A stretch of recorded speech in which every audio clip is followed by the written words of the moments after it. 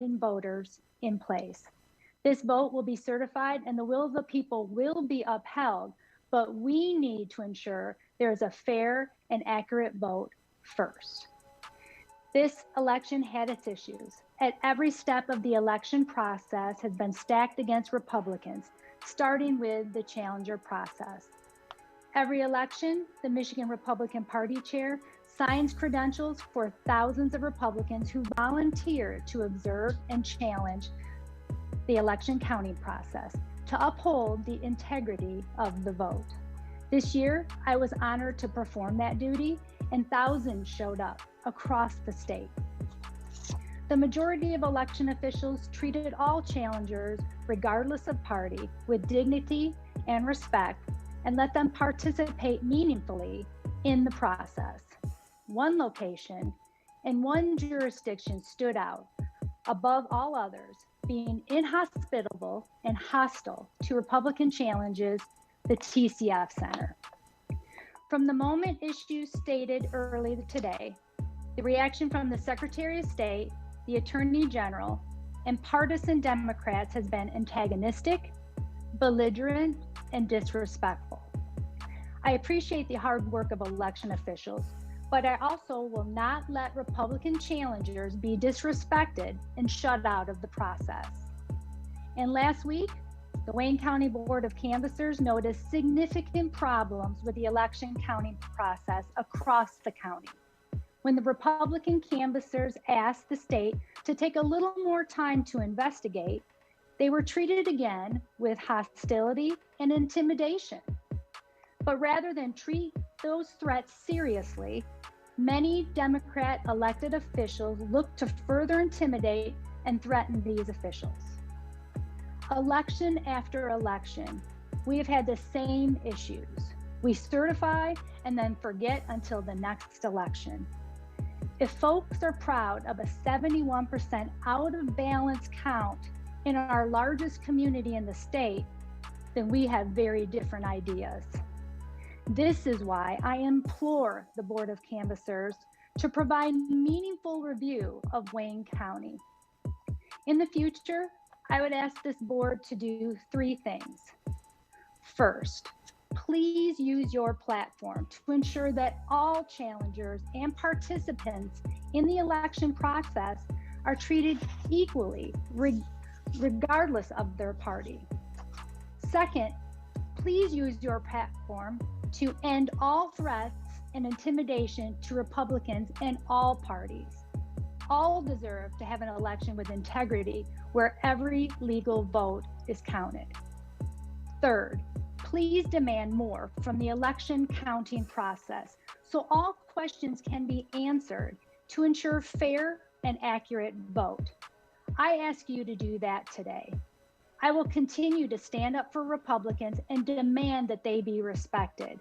And I will demand a meaningful review of the votes for the people of Michigan. Thank you, Madam Chair.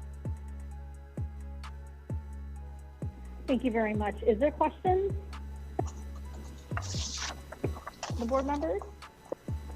Well, thank you very much for, oh, okay, Norm, go ahead.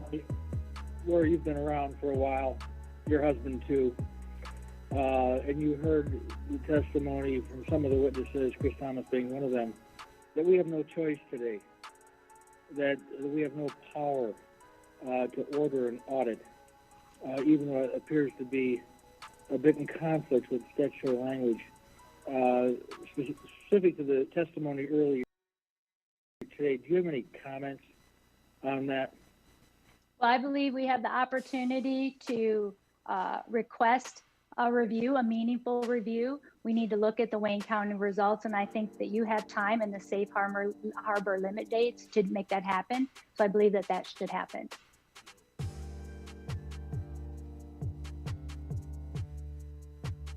Any further questions? Thank you very much for your time today. Thank you. And I hope you have a great day. Thanks. Thank you.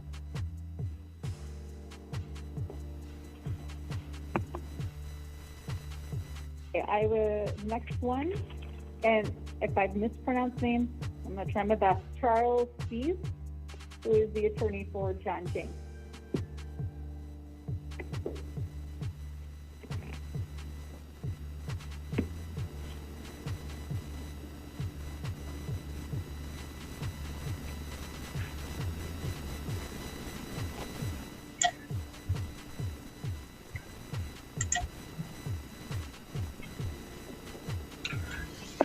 Hello. Charles, you can hear us? I can. Okay. Or state and spell your first and last name, and then the floor is yours. Charles Spies, Charles Spies.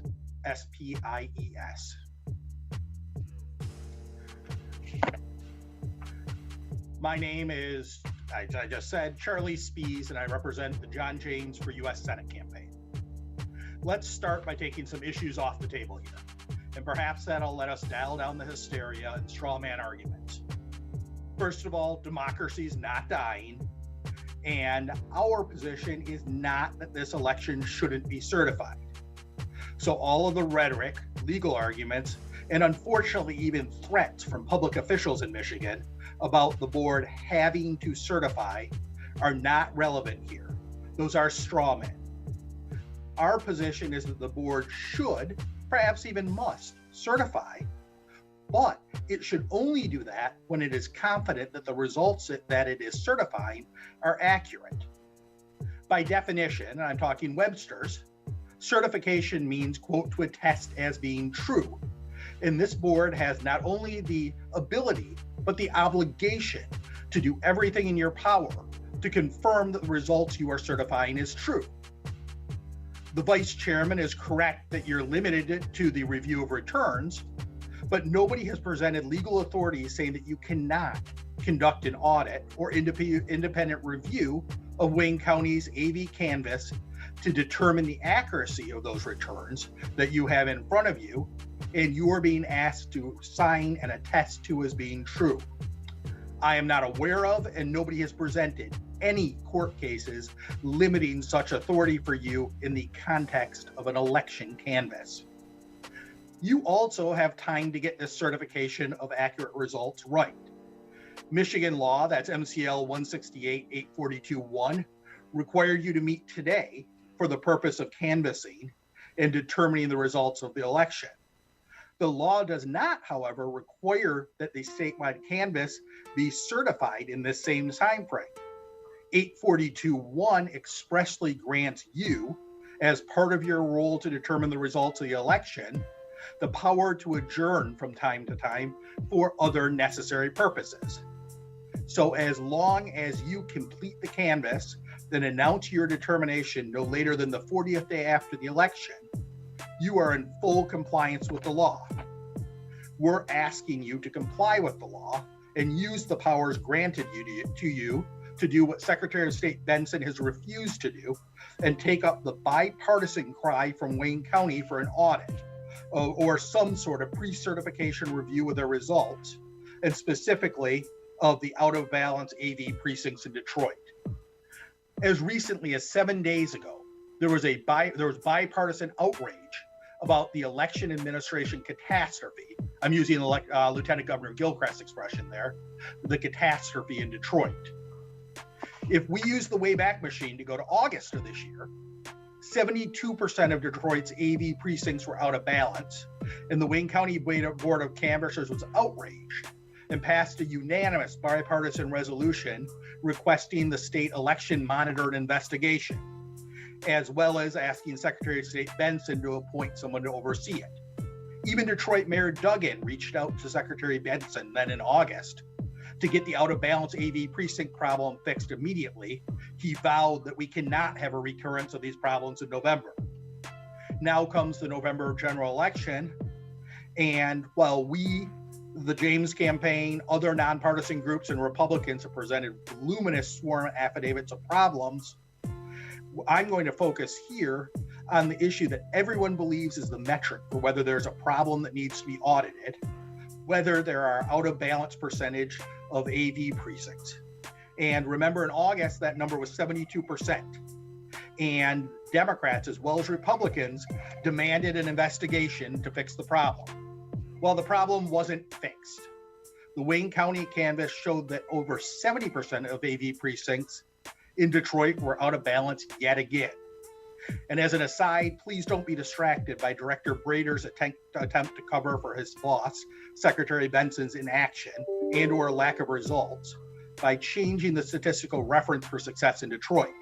He's now talking about new statistics about not quite as out of balance as before and possibly recountable, which apparently shows some improvement, but they aren't relevant to the problem everyone has agreed to focus on for the past few months, AV precincts in Detroit. Unfortunately, the Wayne County canvass last week showed that over 70% of AV precincts in Detroit were once again out of balance. As a result of this problem, the Wayne County Board again asked you for help, passing a resolution demanding a comprehensive audit of all unexplained precincts in Wayne County. This resolution was introduced by the Democrat vice chairman of the board and gained unanimous bipartisan approval. The question before you now is whether you ignore that request and simply certify something that you know to be wrong, or if you take the common sense approach of adjourning this meeting for the necessary purpose of conducting an audit, or call it a review. I don't care what you call it, whatever you need to call it, so the post-certification audit statute isn't applicable. But we respect the request you do something to get a grasp on what happened in Wayne County so you're certain of the accuracy of what you're certifying. This can be done quickly. Georgia did a full hand recount in about a week. There's no reason this can't be completed well before the first December 8th deadline to submit Michigan's electors. The people you've heard from today, Director Brader, Chris Thomas, Mr. Baxter, were involved in the process that's implicated here. And while I respect them all and appreciate their hard work, they also have vested interest in defending their actions. The review we're requesting you conduct should be overseen by an independent senior statesman, perhaps Senator Joe Lieberman, who upon completion will either instill confidence in Wayne County's results, or if problems are identified, then certify the correct results by December 8th, but also then leave us with a roadmap for future reforms.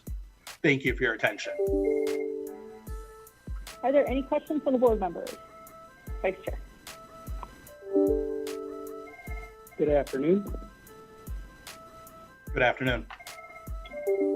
So you'd agree with me that this board only has the duties and powers given to it by law, right? I mean, we only have the powers that the law provides. Correct? Sure. And the law regarding certification gives us a clear duty, doesn't it?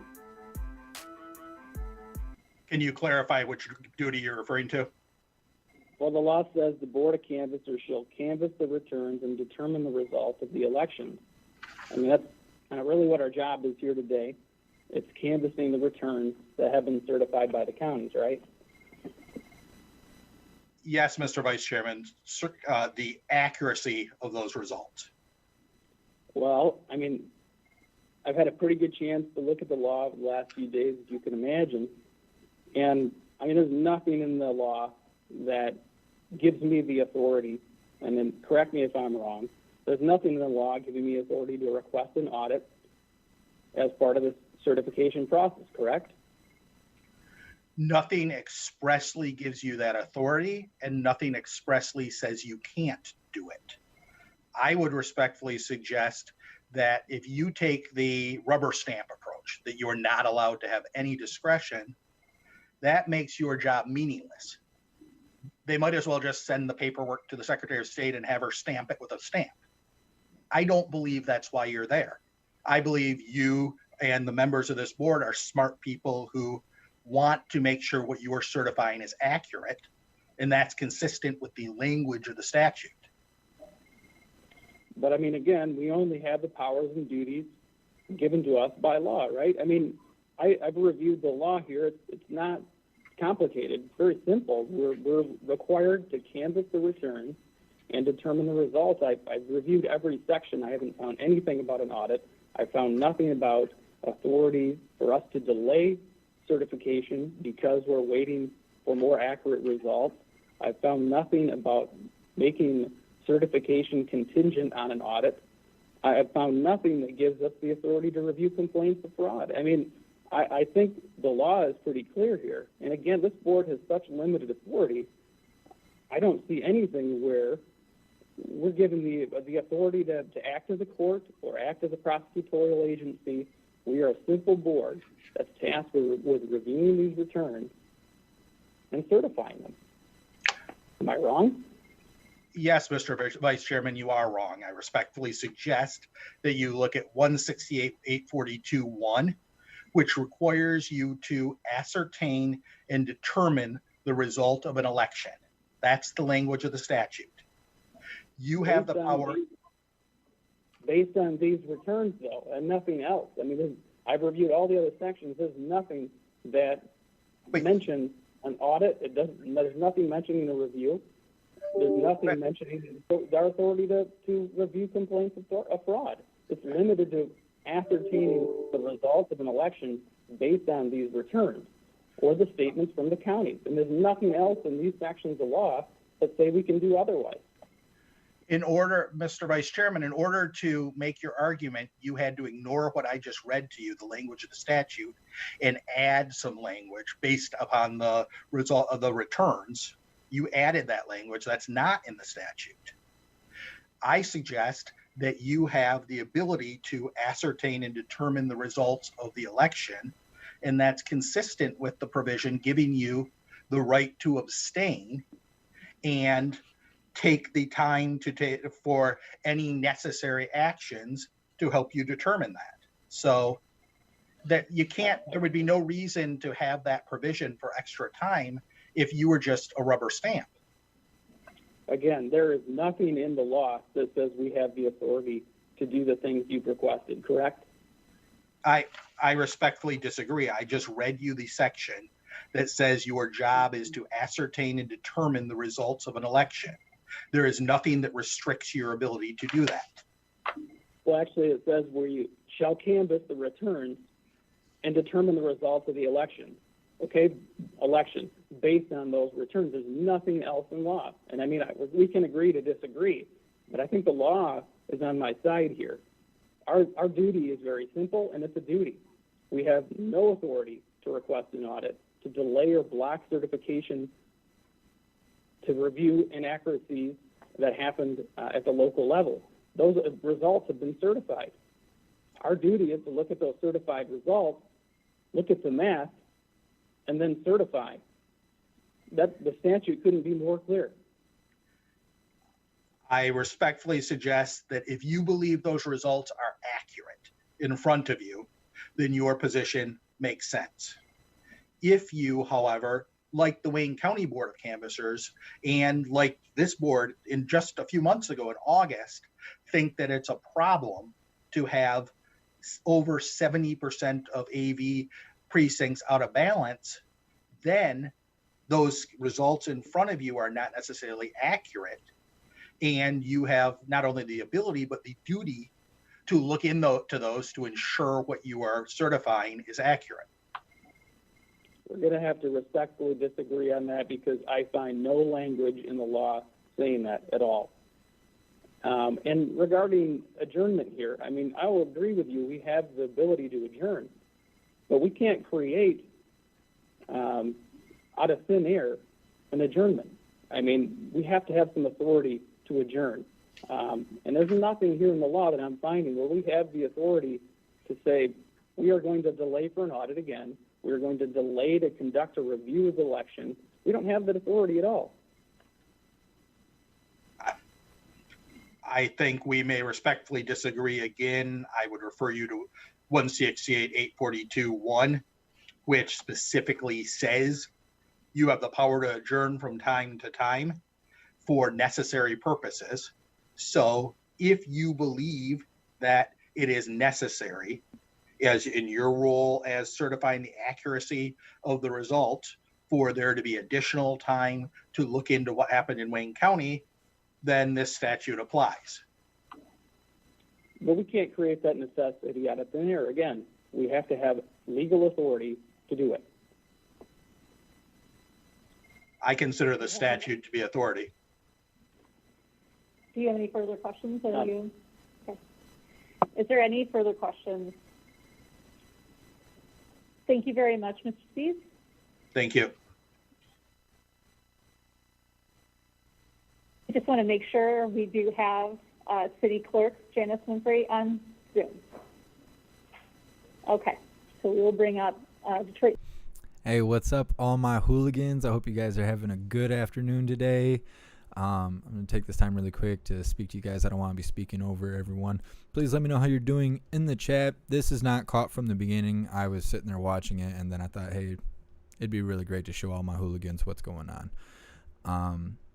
Yeah, I mean, it's almost like watching the Facebook and Twitter CEOs. It's like, well, I'll have to follow up. Well, I'll have to follow up. That's kind of what's going on here. Everybody's kind of refusing to give a statement. I think out of the 6 or 7 people that have been on so far, only 2 of them have actually said anything that had any kind of information in what they were saying. Everyone else is kind of refusing to, give any information or whatever. But yeah, let's see what happens. Detroit Department of Elections, the Detroit City Clerk, and the offices in the office is a non-partisan entity. My charge is to administer the election process, ensure that voters know when election day is, and to ensure that they know where they go and vote on election day. In doing such, we've done everything to ensure that our process is open, that our process is transparent, and that it is administered in the spirit of professionalism. To that end, during this pandemic, where Detroit was considered a hotspot at one time, we went to great lengths and great measures to recruit and hire poll workers that were off work because of them being furloughed. So we had a different level, a professional level of poll workers. We extended training significantly. All of our supervisors were trained 8 hours for 3 days. And I'm talking across the board as it relates to our poll workers. We allowed our poll workers at TCF to work in shifts so that they wouldn't be as tired, so they wouldn't have to work 18, 20, 24-hour days, and less mistakes were made accordingly. And then we implemented the e-poll book, which is a laptop to ensure that poll workers don't have to copy information down, but they can hit the scan bar and the information is uploaded to ensure accuracy. We do all this so that we can eliminate as much human error as possible. But as humans, we all make mistakes. Please raise your hand if you've never made one. We've all made mistakes.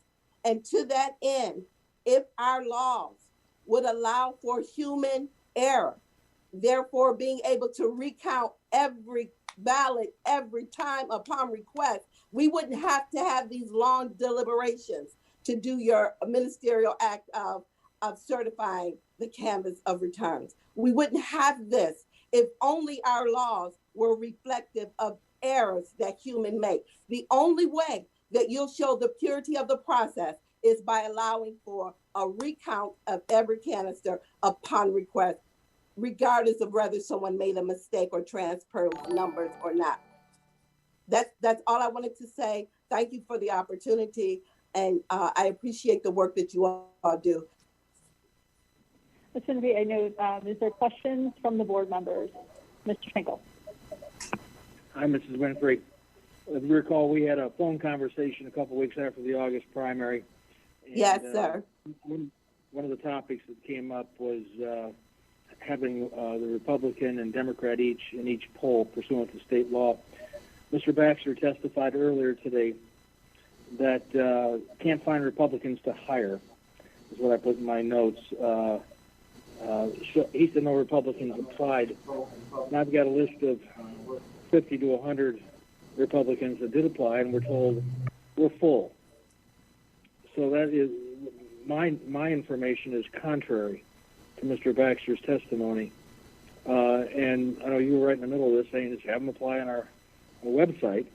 I mean, did you have enough Republicans apply to be poll workers? So to answer your question, Mr. Baxter was incorrect if he said we could not find any. We did have Republican poll workers, and we did reach out. Was it difficult? Yes. But after we got the word out, the Republican poll workers began to apply.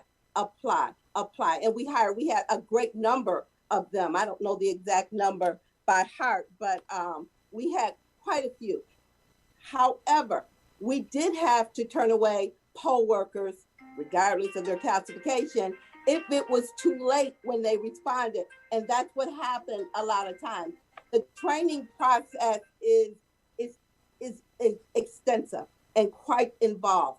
And for you, and I have many, and I have it because they text me or they will send me a request email and the like. So I have every last one of them. And it was 2 weeks and less until election day. It's not enough time to properly train and hire and bring them aboard. So those poll workers, go ahead, I'm sorry.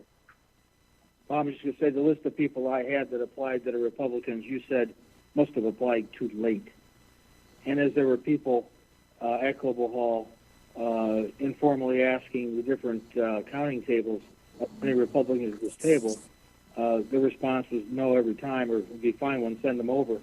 The counting tables didn't seem to think they had any Republicans. But what you're saying right now is that you had one Republican in every precinct in Detroit. Is that what you're telling me? That is not what I said.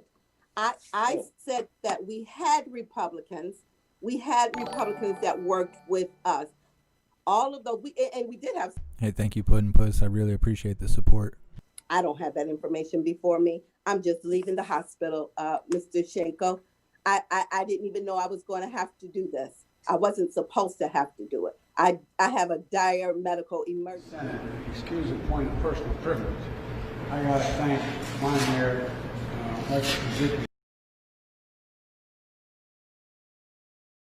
I'm not saying that we had one in each precinct, but I am saying we hired a significant number of Republican poll workers, those that applied in a timely fashion, just like any other political party that applied in a timely fashion where we were hiring. We hired them, we trained them, and we put them and we assigned them to their precinct or TCF.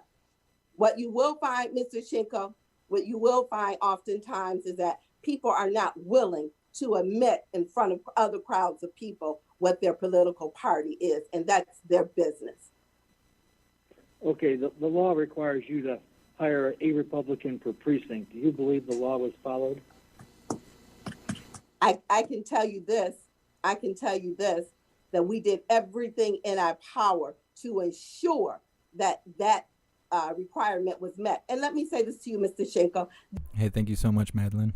Special for us in order to ensure that we ensure that for every election, every time. And when I go to the precincts and see the poll workers, and I just thank them all. The ones that came from Ann Arbor that worked with us, I've met some. Ones that came from Livonia, I met some that work. I don't know their political party. At that time, I don't care. I'm just grateful that they decided to work with us, go through the training, and be a part of the process.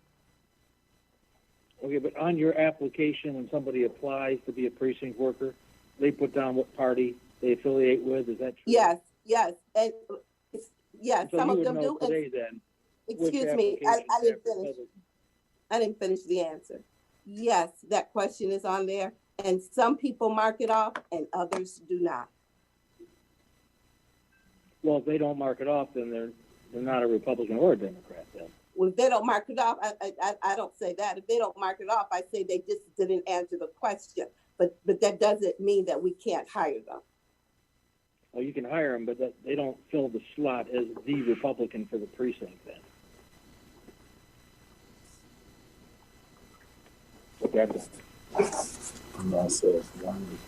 Any other questions? Thank you very much, Ms. Winfrey, for joining us, and I hope everything is okay. Thank you. I appreciate it. You all. Please be safe and happy holidays. Well, she's been the best so far. My goodness, that was entertaining. Hey, thank you, everyone that's just making donations. Anyone subscribing, anybody that's joining the membership program to become an official hooligan, anyone that's purchasing merch, thank you guys so much, because you guys are why I'm able to do this every day. You guys are showing the support that is keeping us floating. You are keeping the channel going, and I thank you so much. Thank you all for being here. I know it's early and we didn't start at the very beginning, but I just thought this was really important. As always, please hit that like button. The more likes that we get in a short period of time, the more people the algorithm will bring into the chat to come hang out with us. Please subscribe if you haven't already. Please make sure to hit that bell icon. That way you'll be notified every time we go live. Thank you guys for being here. Hey, thank you so much, Gino Faz. Thank you so much, Puddin' Puss. Thank you so much, Madeline, for all the donations. You guys are awesome. I'm just trying not to talk over these guys so we can kind of hear what's going on. If you don't know, I live in Michigan, so this is super interesting to me. For the state canvassers meeting.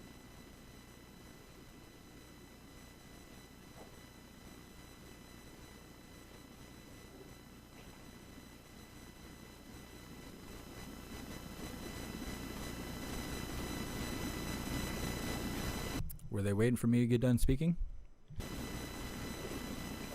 Should I go put a mask on and some gloves?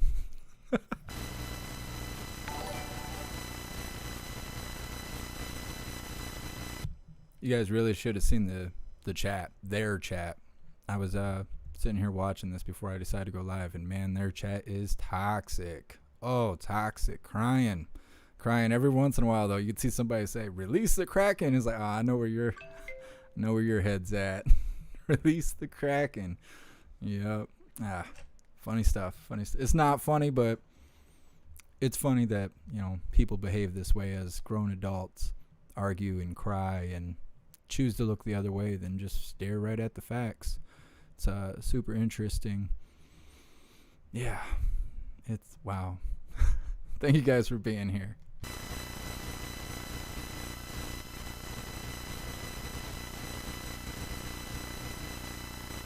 So they must be going over and discussing everybody that's replied. The guy on the left there, right in front of the beautiful American flag, he's the one that's been really getting at people and trying to get them to open up and admit, what actually happened. Chair of the Wayne County Board of Canvassers.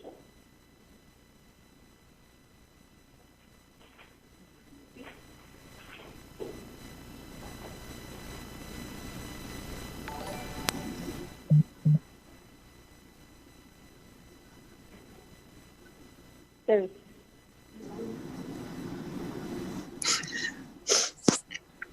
Good afternoon. I was just on the call to answer any questions. I do not have any additional statements. You've all seen what happened at our Board of Canvassers meeting and have had access to my affidavit. Yes. Monica, I do need you to state and spell your first and last name. Monica Palmer, Go ahead. MONICAPALMER. And I do know I have Board Member Schenkel had a question for you. Sure. Okay. I might have two. Oh, no, Hi, okay, Monica. Norm Schenkel. We've talked on the phone, Monica and I. She goes through for months ago, and I saw your affidavit that you filed, and I'm going to start with just asking that during your Tuesday deadline to certify for Wayne County, you initially had a tie, so the motion was defeated. Is that correct? That is correct. And then after that motion, there was public comment taken. And then tell me what happened that caused you to go back and have another motion made. Vice Chair Kinlock pulled me aside for a discussion and offered a solution of an audit on those unbalanced, unexplained precincts throughout Wayne County. In the heat of the moment, I should have realized that the law does not allow for that audit to happen before your certification. Unfortunately, I did not put the two together in the stress of the moment, especially with the public commentary. And in a good faith effort of relying on the information that Vice Chair Kinlock gave me, we moved forward with the motion. Because my understanding with a comprehensive independent audit, hopefully we would be able to find the explanations that we didn't have for those precincts and absentee counting boards. And in my view, that solution would satisfy what we needed to certify the canvas. If I had been a little bit more on my feet and realized that that audit couldn't be completed, I would have not voted for that motion. Monica, when your vice chair counterpart suggested an audit, did he say he had any conversations with anybody that was going to do the audit?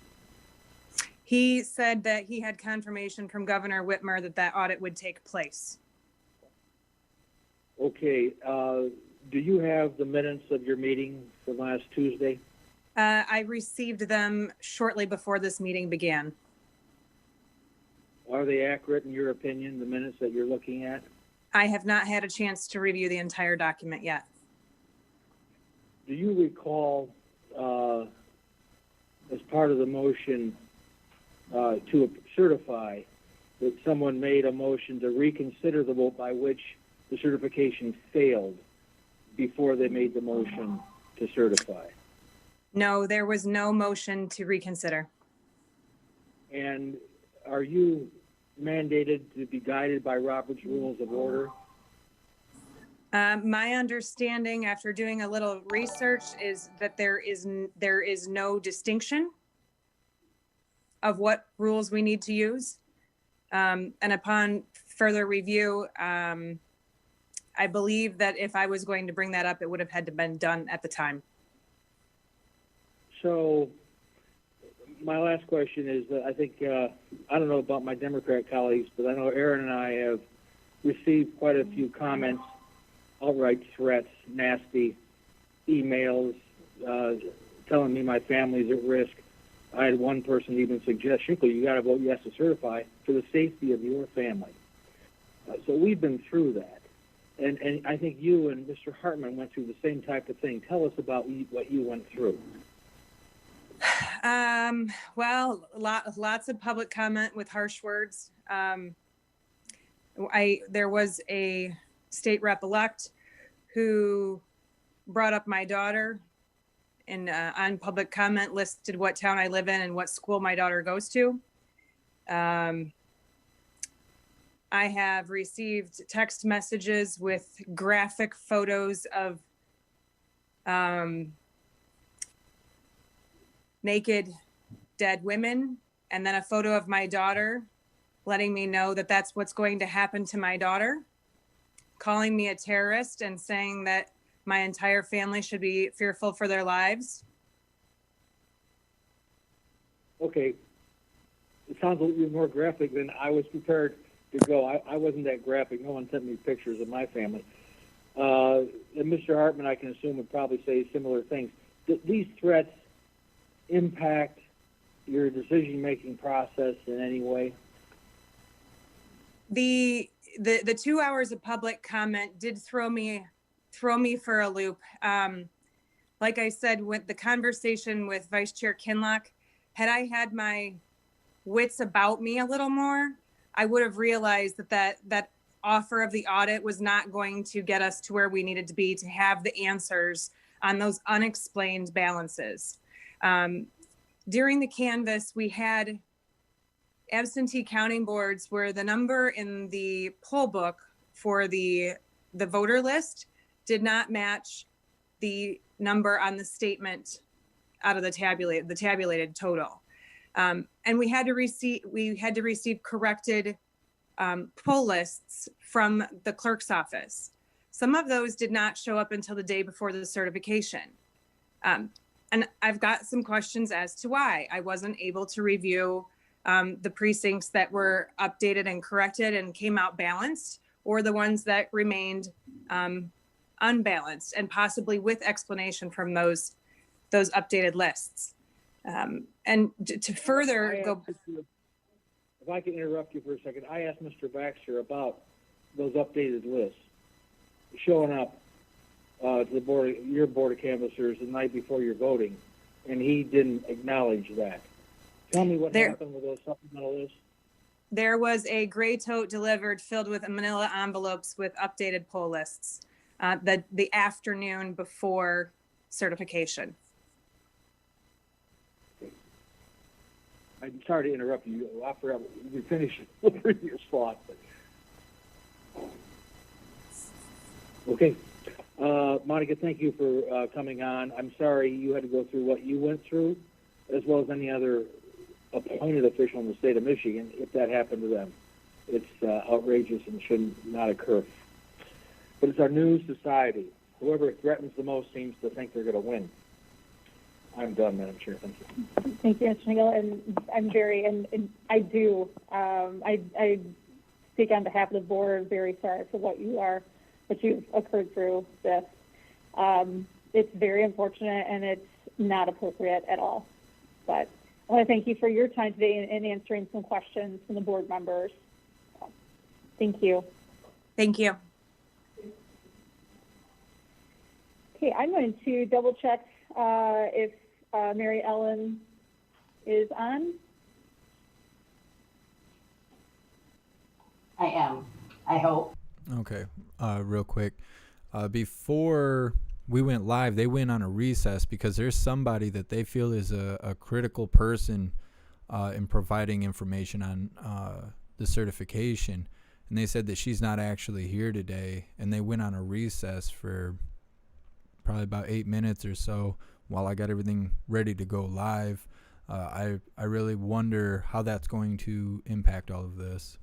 The video link, the video box in the, I believe it's probably the lower left-hand corner. Right, I'm doing that.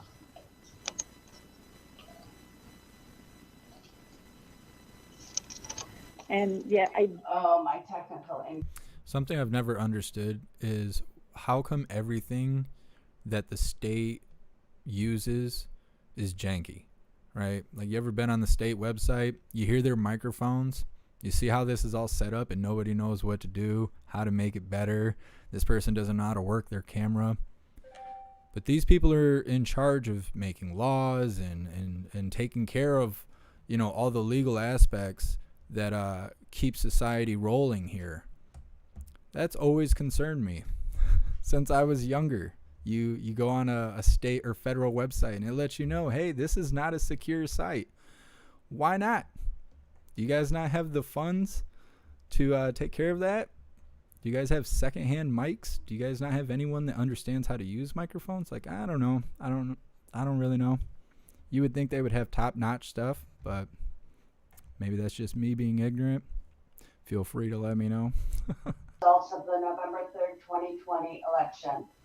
Mr. James's letter is simply the latest assault on the integrity of the Detroit election administration, an assault carried out with 6 frivolous lawsuits. Michigan courts denied the requested relief in 3 of these suits. They refused to enjoin the counting of ballots in Detroit, refused to order an audit of Wayne County results prior to the Wayne County Board of Canvassers certification, and refused to enjoin the Wayne County certification of results. The other 3 lawsuits filed in federal court were each voluntarily dismissed. Yet Mr. James asks this board to do what the courts would not do and what this board may not do. He parroted the assertions of Ronna McDaniel and Laura Cox that there were irregularities and anomalies in election administration in the Detroit Absent Voter County Board. Not only were these claims brought and rejected in court, they were thoroughly examined in the press and demonstrated to be spurious. But they are more than that. They are part of a racist campaign directed by soon-to-be former President Trump to disparage the cities in this country with large Black populations, including Detroit, Philadelphia, and Milwaukee.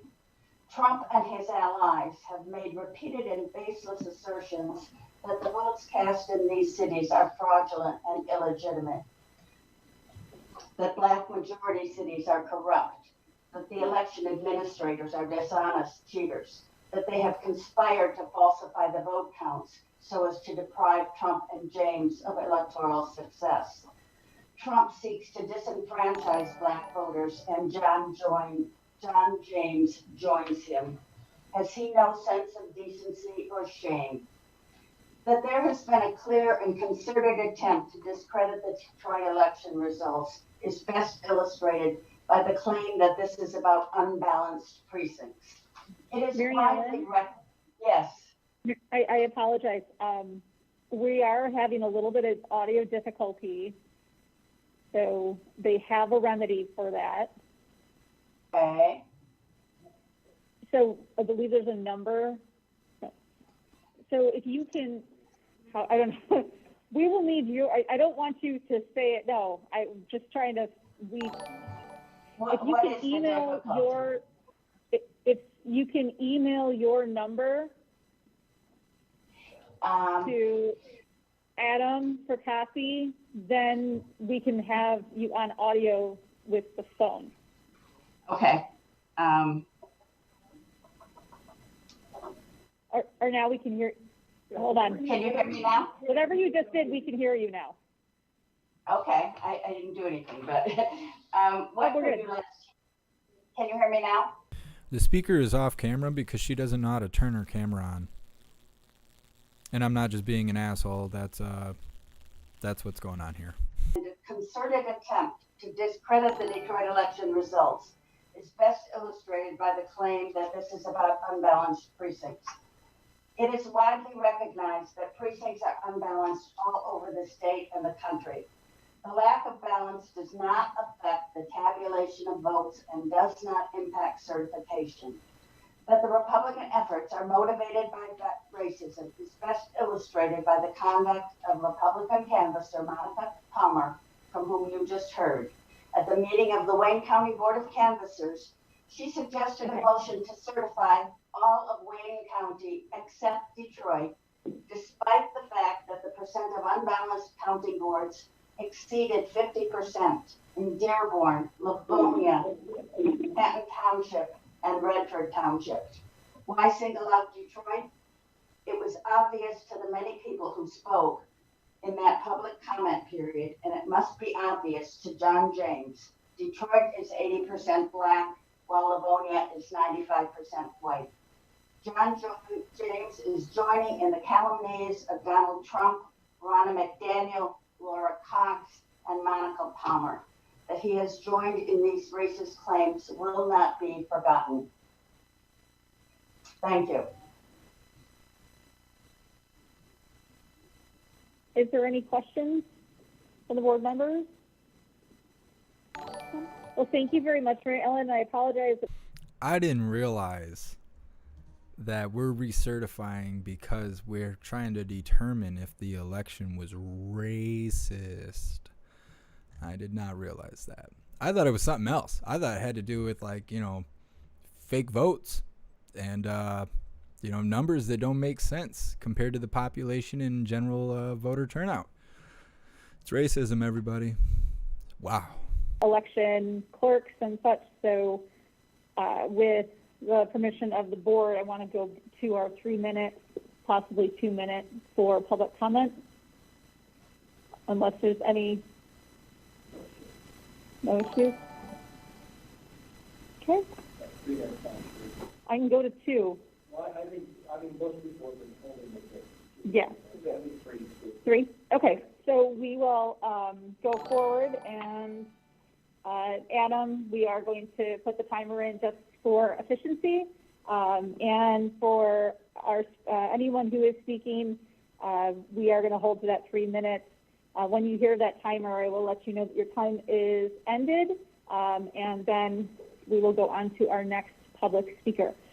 So let's go to former state senator Patrick Kolbeck.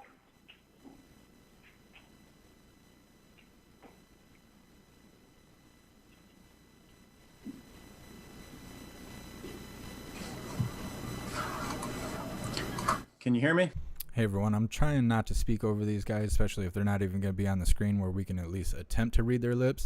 So I'm trying not to do a whole lot of talking, but I want you guys to know I really appreciate all of you for being here. Please hit that like button. Please subscribe and hit the bell icon if you haven't already. Donations are welcome. Please check out the merch in the description. I put a lot of stuff together so you guys can check it out. It's all high quality and all of that stuff. Thank you guys so much for being here. Also, if you want to become an official hooligan, you can do so by the super chat or clicking join right next to the subscribe button. Thank you guys. Completion of records related to the election. The very process of canvassing referred to in MCL 168.842.1 is a form of an audit if performed with any degree of integrity. I understand that you're under tremendous peer pressure from those who falsely assert that there is no evidence of election process subversion. They earnestly seek your issuance of a rubber stamp certification of this election. I understand you're also under pressure from people such as myself who have actually taken the time to review almost 200 affidavits attesting to election process subversion impacting the integrity of election records in the city of Detroit alone. We seek a substantive, truly independent audit of both the paper and electronic records pertinent to the chain of custody before considering the question of certification. In support of my perspective, I share the following pertinent information. I served 2 terms as Michigan State Senator for the 7th District in Wayne County. I served as Vice Chair of the Senate Elections and Government Reform Committee. I am a certified Microsoft Small Business Specialist and very familiar with computer network configurations. I served as poll challenger certified by the Election Integrity Fund from 5 p.m. on November 3rd to 5:30 p.m. on November 4th at the Detroit AV Counting Board. I was physically present for 3.5 hours at the Wayne County Board of Canvassers thank you so much, meeting Michael. in Detroit on November 17th, where I witnessed that the election results were not certified. In order to ensure that a proper completion of election records has been accomplished, it is critical that there is a clear chain of custody maintained for the election. If any single link in this chain has been broken, there is no proper completion of election records and the results of the election are not certifiable. In the interest of time, I will focus only on 2 links in the chain of custody for this election, but I can provide evidence that many others that have been broken during this election cycle. Link number 1 is the qualified voter file. The Michigan qualified voter file contains 8.1 million registered voters, but a rudimentary demographics analysis demonstrates that only 7.8 million would be of voting age. This means that we have at least 300,000 more people on our voting rolls than we should have. In Ann Arbor alone, there are 114,375 registered voters, yet only 92,222 of voting age. Furthermore, the official vote result for Wayne County shows 0 registered voters against a tally of 172,337 votes. Breakage of this fundamental link in the chain of custody subverts the integrity of all links downstream, including the vote tally, no matter how diligent county and municipal clerks are in the execution of their duties. Link number 2 is the vote tally itself. I can personally attest to a break in the chain of custody for vote tallies due to visible Ethernet. Hey, thank you so much, MK. I appreciate you. And local data center workstations, including evidence of internet connectivity at the Detroit AV Counting Board, where 172,337 votes were reported as tabulated. If the vote tally link in the chain of custody is broken, we cannot have faith in accurate election results due to the significant breaches in the chain your of time is custody. done, and I will have to Not mute only you. the Okay, I'm I'd like sorry. to ask a question. Okay. If you'd like to get... Fine, all right. Okay, Mr. Colbeck, where'd you go? One, Hey, thank you so much, Dinstar. I really appreciate all the support. Look at him, I suppose. It would be nice. Yeah, Mr. Colbeck, Senator Norm Schenkel here. Yeah, thank you. By the way, that was timed out to 3 minutes exactly beforehand, so I don't know when you started your clock. It's 3 minutes. Listen, Senator, you were talking about your observations where you believe a tabulator was connected to the internet. Absolutely. This is part of the accusations against Dominion, which haven't been brought up at all today. But with your observations, just paraphrase for us what you think was going on. Well, first of all, people should know that the actual Dominion manual for their election officials on site for IT support staff specified an Ethernet connection for their tabulators. So the first question that I asked Chris Thomas when I got on that floor, I wanted to know about the chain of custody regarding vote tallies. I wanted to know how they were going to transport the vote from each one of those tabulators up the chain. And he said he did not know. This is a state election director for 2 decades, right? He's been promoted as their star witness for everything elections related. And he told me he did not know the fundamental transformation of chain of custody around vote tallies. So the fact that these tabulators were networked together to routers, to the adjudicators, to the local data center, which was controlled by officials like Chris Thomas and Nick Iconicon with Dominion, is a very serious concern. Even if it wasn't connected to the internet, that local data center controlled the vote tallies for 134 AV counting boards. They could modify it any way they wanted to because they had direct access to those tabulators via that central stage. They were networked together. There's physical connections on there.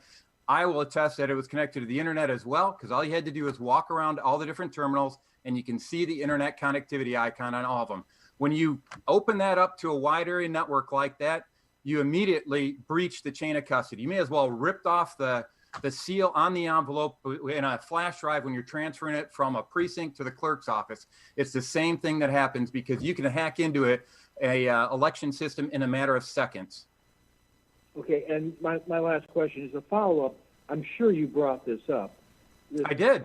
I asked. Ethernet cord from tabulators to second locations, and did you get any satisfactory response? Well, I got a direct response. Daniel Baxter told me point blank, no, they're not connected to the internet. Then I went to David Nathan, former state representative. He said specifically, no. When I pressed on him, I said, all you have to do is roll your little mouse over that cursor on that little icon in the bottom right-hand corner, and it'll tell you in words saying this is connected to the internet. And he refused to do so and said, you'll have to trust me. Well, I'm sorry. The job of the poll challenge is to make sure that we ensure integrity of this election. There was nothing that would have been modified around election results by him mousing it over. It only brings me to the conclusion that they are attempting to subvert the election and hide the fact that they were doing so. Those computers were connected to the internet. As a minimum, they were connected to that local data center and via routers that I can attest to. And I've done a network topology diagram depicting that. Senator Colbeck, thank you for your interest, time, and effort you put in trying to improve the election process. Thank you. Thank you. Yes.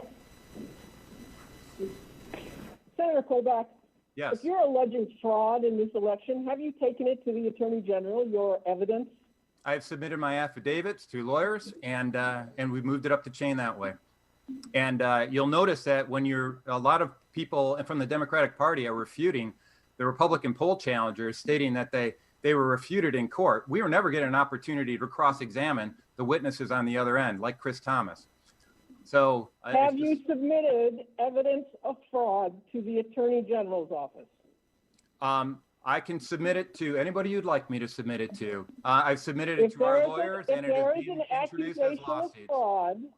If there is an accusation of fraud, this board is not equipped nor authorized to investigate fraud. It should appropriately be sent to the Attorney General's office. Your job is to ensure the proper certification of this election and the proper execution of processes related to election integrity. And I can demonstrate that the chain of custody was breached on multiple occasions in multiple links. That, from a Board of Canvasser perspective, is your raison d'etre. You're supposed to ensure the accuracy of the election. And the only way you can do that is by maintenance of a chain of custody, and that has not happened in this election. Is there any further questions for Mr. Colbeck? Thank you, Mr. Colbeck.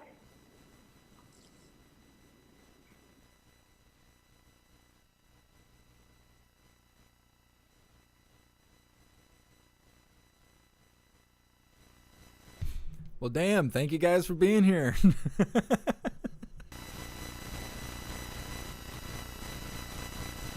We'll go to State Representative Lori Polhutsky, and we'll start the 3 minutes once we get connections through.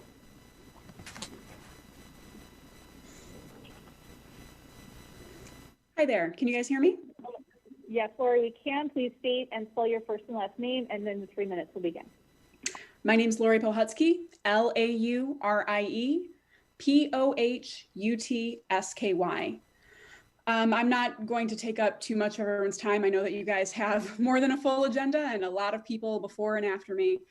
I'm just going to, again, underline the importance of what's being done here today and just say that there is a clear legal duty for the board to certify this election. You know, there's been a tremendous amount of work done by our clerks, their volunteers. We've heard from many of them. And I think that the insinuation that there is anything that, you know, was done improperly is just sowing doubt in our electoral system, and it has no place here. So I want to thank you all for the work that you've done so far. I know that this has been acrimonious, to say the least, but you know, there is a job to be done today, and there is a clear legal duty. So I am just asking that the board certify the election today. Thank you. For everyone that has questions about me, because you haven't been here before, go read the description. We'll go to State Representative Martin Hooligan.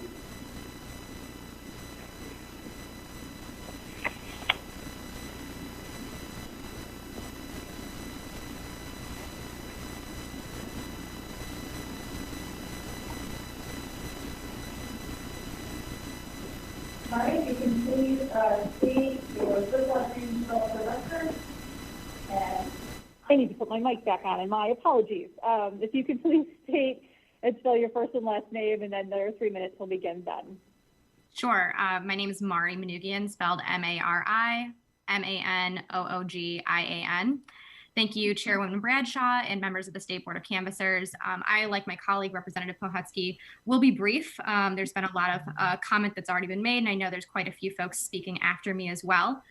And wanted to say how grateful I am to all of you for your service to the state of Michigan on behalf of my district, as well as voters across the state of Michigan. We know that public service is not something to be taken lightly, and we're grateful for your service here today. And of course, just want to reiterate that all counties have completed their canvass of the 2020 general election and certified their results. And I believe it is critical for this body to certify the election. Obviously, we've heard a great many legal opinions about why it's imperative that we do so, but I'm coming here today, obviously as a state representative, but also as a voter, and ensuring that we have confidence in our elections, including this one and ones going forward, is critical to making sure that voters across the state of Michigan continue to engage in our democracy. More than 5.5 million voters cast ballots across the state for the general election in 2020. And I think it's imperative that we continue to set an example, not just for voters in Michigan, but across our country and globally, that we can conduct free and fair elections in the state of Michigan, and that those votes count and they mean something. The obvious strategy by a particular candidate and a particular political party to stall and delay is a tactic that's being used to sow chaos and confusion in our electorate, and it's deeply damaging to our democracy. So I just want to say that, you know, we know that the eyes of the world are on the state of Michigan this afternoon, and again, how grateful I am to your service, and my hope. She's like the fifth person to say that. I don't know if they were handing out speeches or what, but they all saying the same thing. Oh my God, you're hurting us. You're hurting us. People don't want to vote anymore because of this. People don't want to vote anymore because of election fraud, not because of the recount and having to recertify that you guys aren't liars. No, it wasn't fairly close, actually, sir. I won by more than 10,000 votes. Okay, do you know how many precincts in your House district balance and can be recounted? Do you know any estimate on that? I don't, and that's not my duty. That's the duty of the county clerk. You can ask her that when she comes up. Well, I thought you might know. Any other questions? Thank you very much, Representative, and we will go on next to Representative Rachel Hood.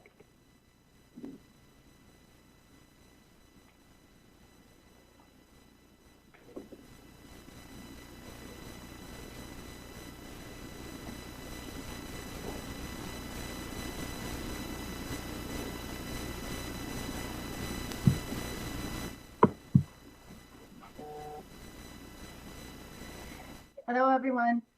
Thanks for the opportunity to speak with you today, and thank you for your great service to the state of Michigan. My name is Rachel Hood.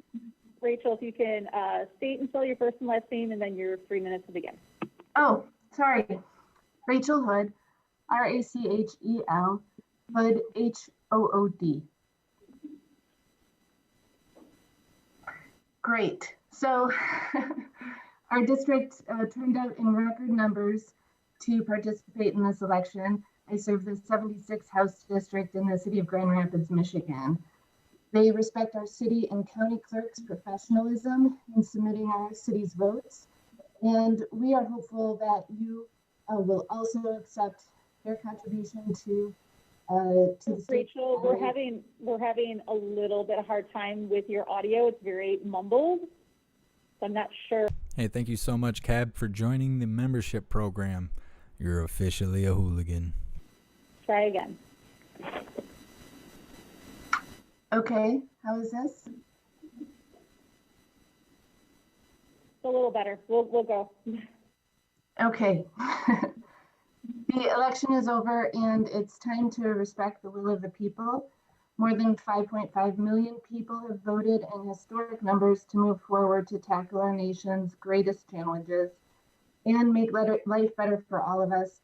Now the State Board of Canvassers must follow the law and their sworn duty to certify the election, just like all 83 county boards of canvassers.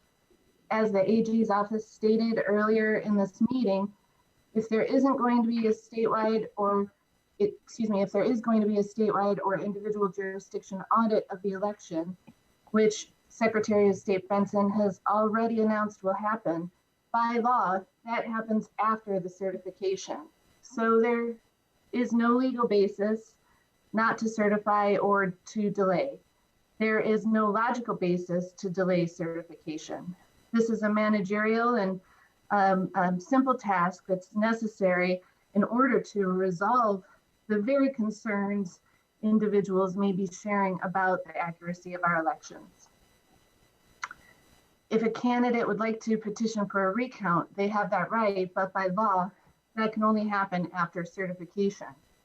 If there's going to be a statewide, I mentioned that already. We need the certification in order to move forward with verification. And I hope that you will do your duty and continue a smooth election. She got lost reading the script. You see that? Your time and your service to the state. Thank you. Is there any questions? Thank you very much. I'm going to move to Representative Ann Boleyn. If I mispronounced, I apologize. Boleyn.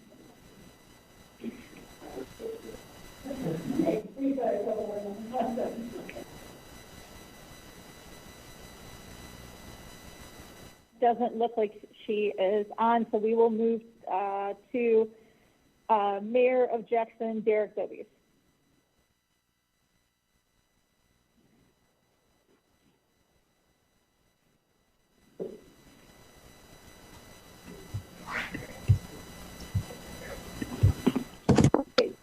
Derek, if you can hear us, if you'd state and spell your first and last name, and then your 3 minutes will begin. Thank you, Madam Chair. Derek Dobies, D-E-R-E-K-D-O-B-I-E-S. I'm the mayor of the city of Jackson, birthplace of the Grand Old Party, the Republican Party.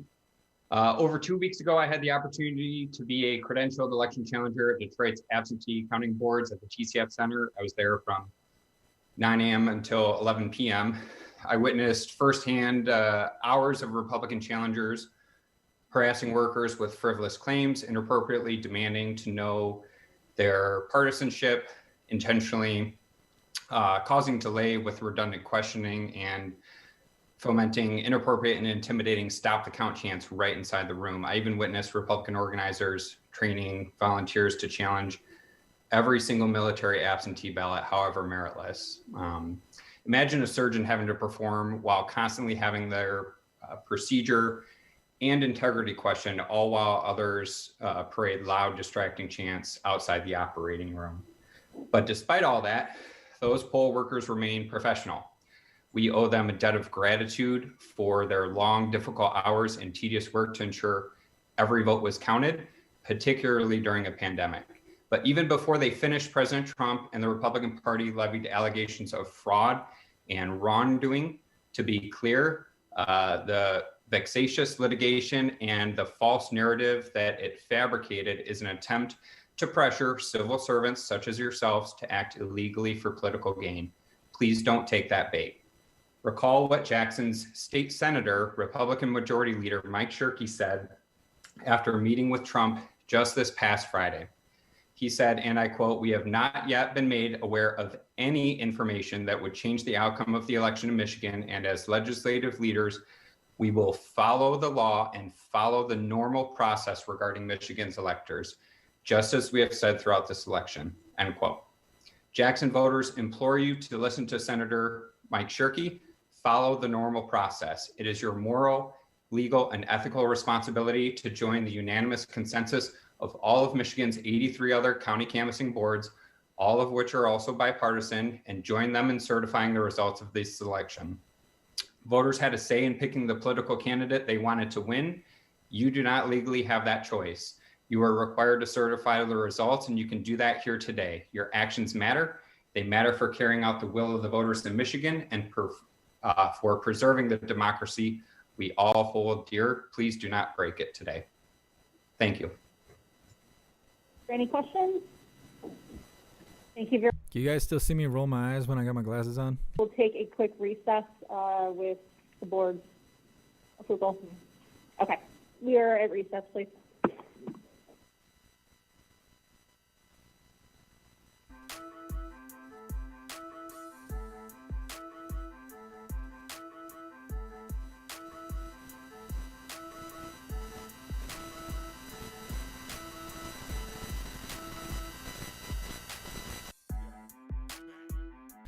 Just so you guys know, that's not my microphone or system sounding like crap. That belongs to the state.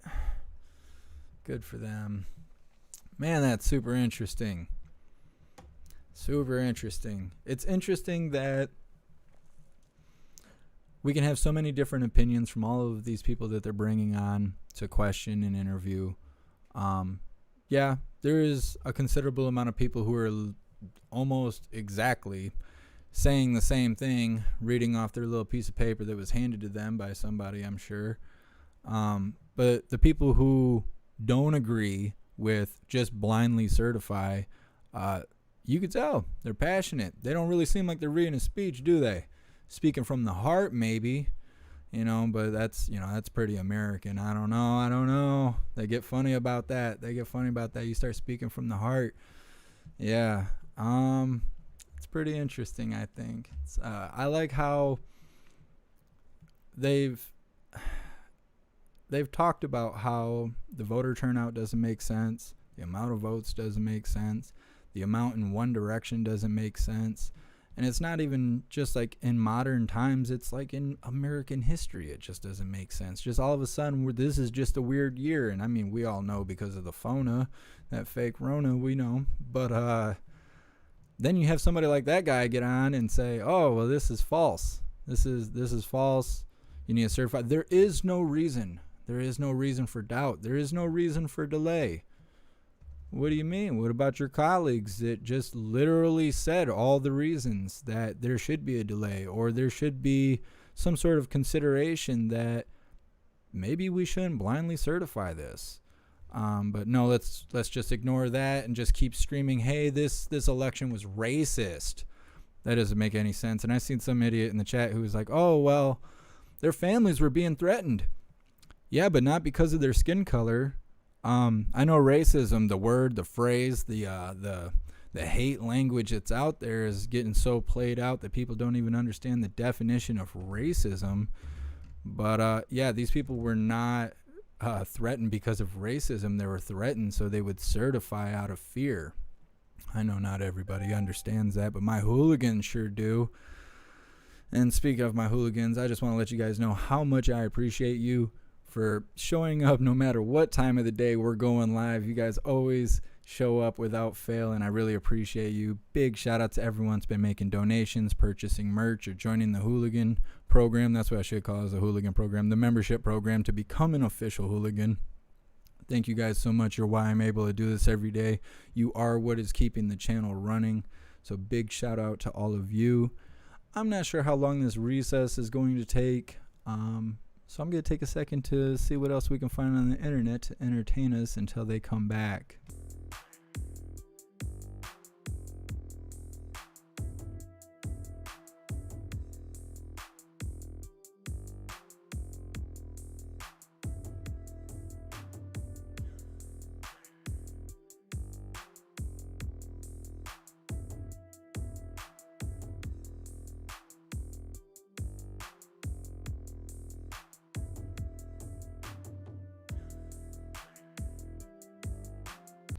Well, it appears that we have a march going on right now in Louisville, so maybe we will put that on the screen.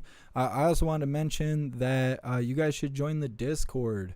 If you don't know what the Discord is, it's basically an ongoing chat where all of us hooligans get in and post about our day and talk about what's going on and talk to each other 24 hours a day. It's free, doesn't cost anything.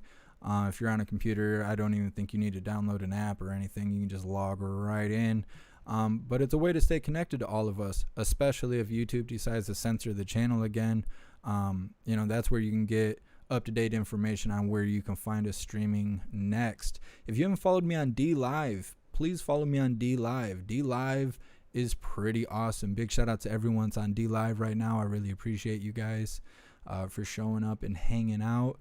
So yeah, everyone who is here on YouTube, please follow on D Live, because if YouTube decides to ban the channel or censor us, then yeah, we're going to be streaming full time on D Live. And actually now that I'm looking at this Louisville march, some of these people are armed.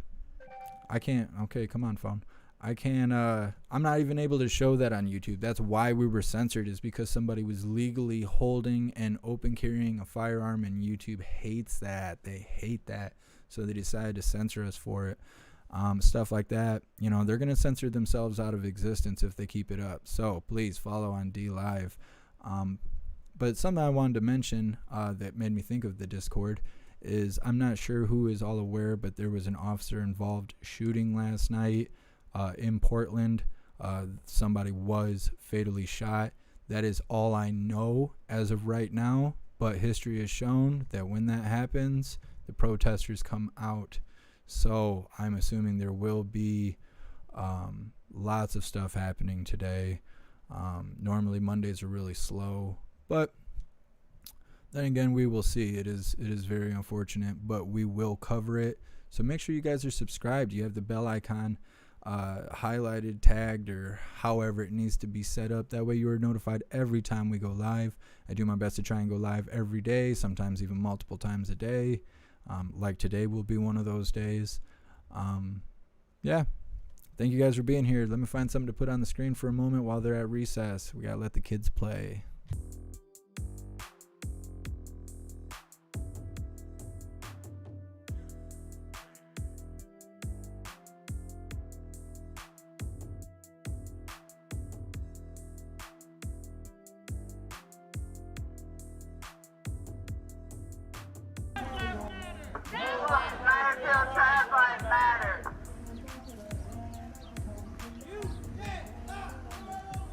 You can't stop the revolution. LMPD is not the solution. You can't stop the revolution. LMPD is not the solution.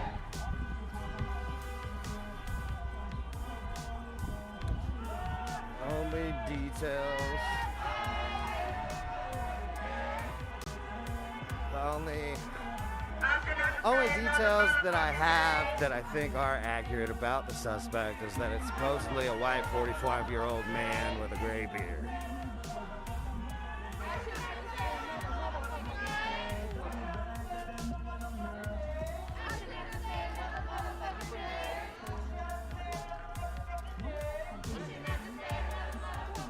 People laughing to death because they're terrible people. Because they are awful. Like, how tainted does your soul have to be for you to crack jokes at someone who lost their life and a carjacking, who was shot because someone wanted to steal a fucking car? Hey, thank you so much, S-Win, for joining the membership program. You're officially a hooligan.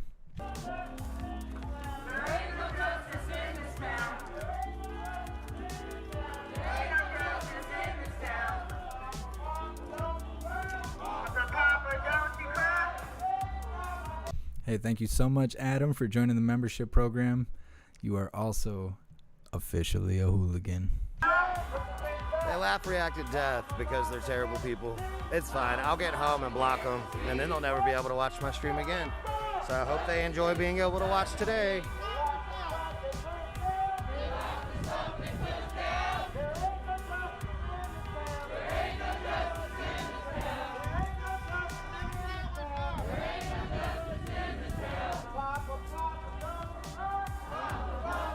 I don't know that he wrote the chant, but it just kind of became his. He owned it, and it was the type of chant that he owned so well that the other protesters just respected and didn't chant it themselves. It was his.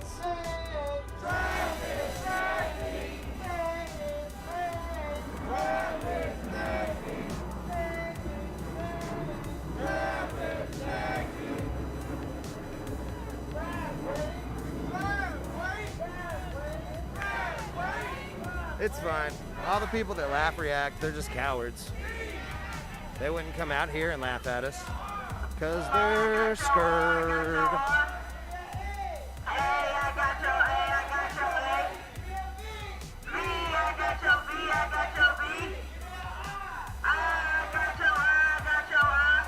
If you guys can hear that like static ringing sound, it's so I can make sure we flip back when they get back from recess.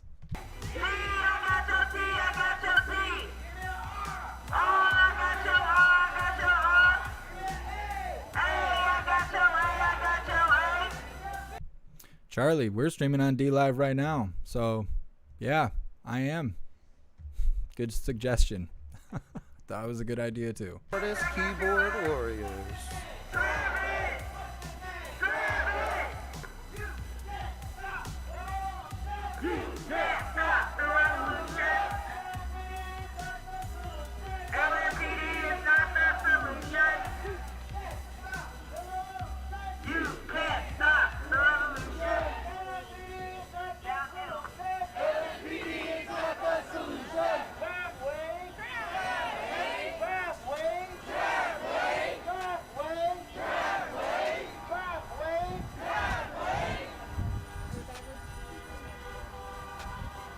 I have a second phone now. Maybe. Let's see if I can boop. Oh, I can boop on the go. Here we go. Goodbye, Marie Hendo.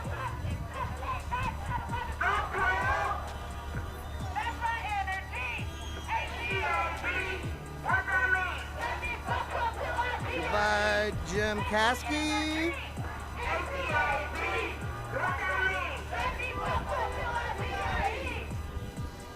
Goodbye, Jeff Salyers.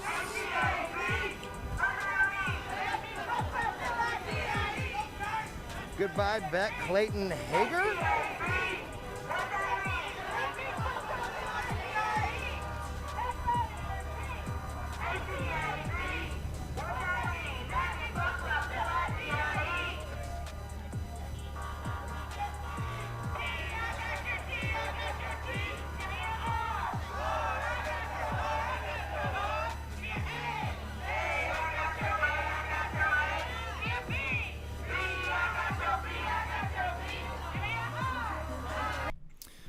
For everyone that just got here, they haven't made a decision yet in Michigan. They are out to recess right now. I believe they're trying to figure out whether or not they're going to certify. I'm trying to keep an eye on it while also keeping an eyeball on the chat and also keeping an eyeball on the screen just in case somebody's holding a gun and YouTube wants to put their boots on my nuts. Because we can't have that anymore, okay? We can't have that anymore. I have to be able to go live every day. It's part of self-care, okay? At this point, it's part of self-care. Yes, I have long hair. I'm really surprised that that's just now a thing. Yes, this is my long hair. It doesn't smell like shit. I shower and wash it every single day. Because who wants greasy hair? Looks are deceiving.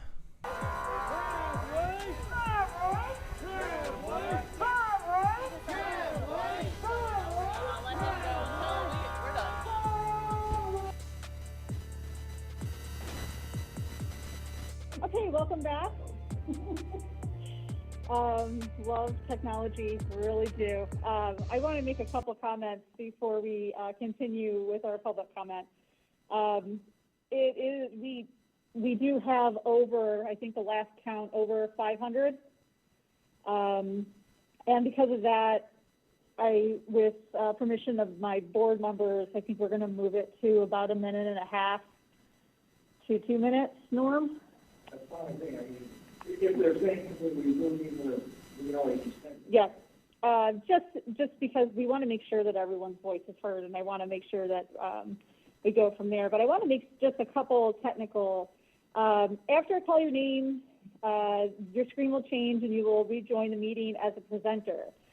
Then you will need to turn your sound and video on before you can make live public comments. I will say, hey, if we can hear you, we will go from there. If you're indicated when signing up that you're going to be using your phone as a microphone during public comment, you will receive a phone call to the number you provided. Please answer the call. Once answered, you'll be able to hear the audio of the meeting. You will need to turn off the sound and speakers on your computer at that time. And if it will probably be a number that you don't know. I just want to make sure that you answer that phone. You will be asked to unmute when it's time to speak. If you're viewing on your computer as well, your computer video will also be visible at that time. If we can't hear you, or we're having audio issues, or if it's really kind of mumbly, we ask that you email to make sure I have the right email. Yes, capital NDOS. That's hyphen canvasser, CANVASSERS @michigan.gov to provide your public comment in writing. And also, just a reminder to everyone here, we are in a public forum, and your comments should be respectful, or I will let you know we will mute you. Going forward, if everyone is ready, like to start, and let's start with, and if I mispronounce your name, I apologize. We can always fix that when you come on. Mary Roulu, which is ROULEAU.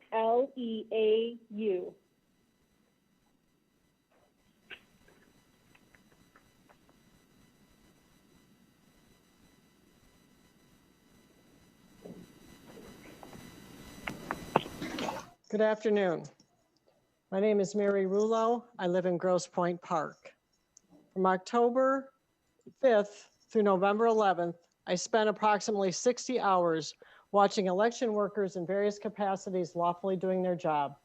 For all but 8 of those hours, my observation time was in Detroit. From what I have read and heard from interviews with experts, your function today is ministerial. The failure to do your duty will embarrass and discredit our state. Thank you. Thank you, Mary.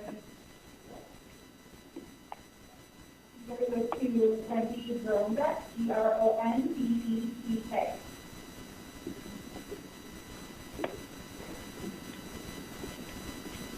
All right.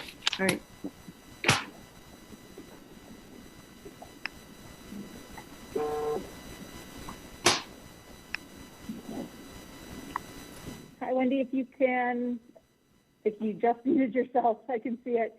If you could unmute and state and spell your first and last name.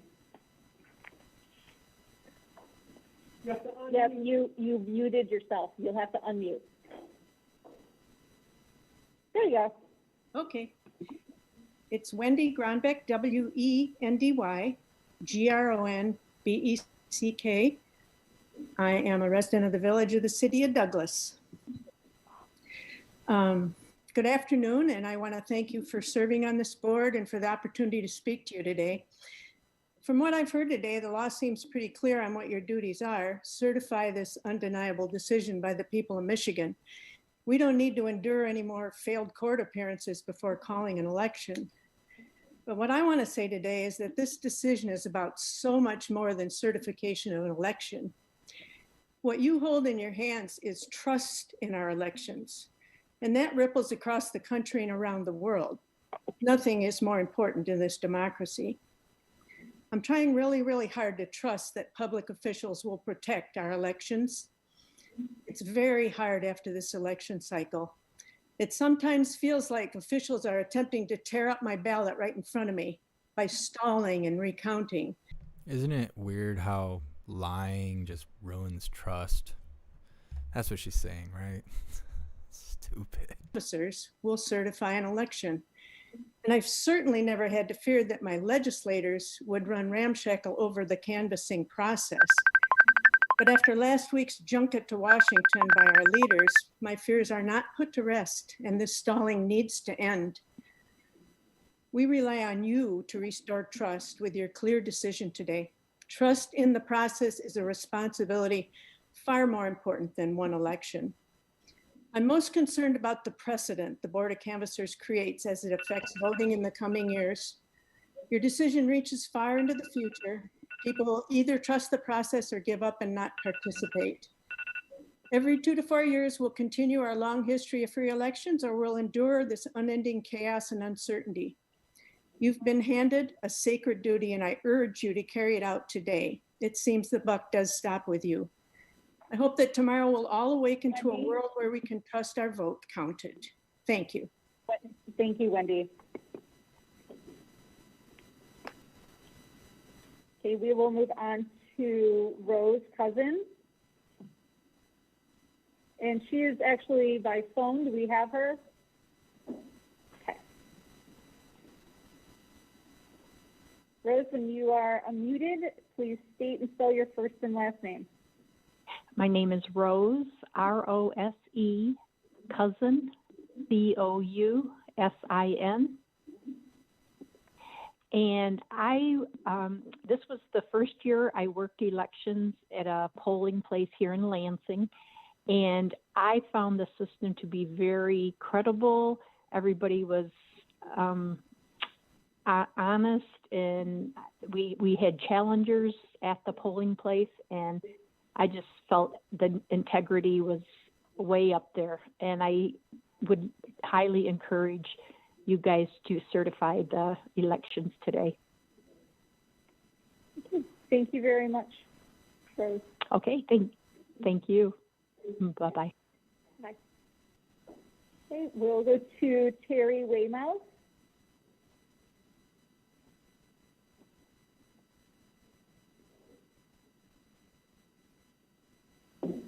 Unmute. Hi. Hi, Terry. If you can state and spell your first and last name.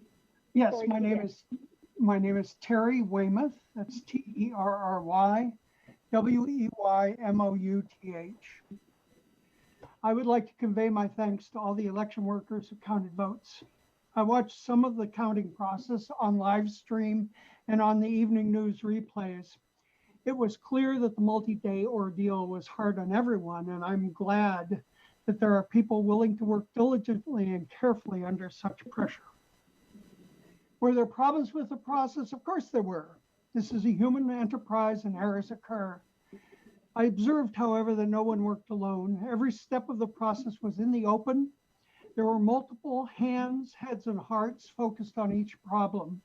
Errors were reduced by openness and cooperation. According to both the New York Times and the Washington Post, errors detected and solved left Wayne County with fewer than 400 unresolved problems. The canvassing reports before you report that there are fewer errors this time around than in previous elections. The next step of the process is final certification. We, the people, voted, counted. Now is the time to certify that count and approve the selection of the electors for the state of Michigan. The counting process, if the counting process needs improvements, we have plenty of time before the next election to pause and reflect, offer suggestions, procedures, and new rules if necessary to make the process better. But this meeting is not the place or time to remedy those minor glitches and faults. Now is the time to act on the will of the people, move the process forward, let Michigan stand strong among the early voices. We believe in democracy, we believe in the voting process, endorse the results. All right, thank you, Terry. All right, we will now go to Laura Cron, C-R-O-N-Y-N, and I believe we have her by the phone. Do we have her? We do.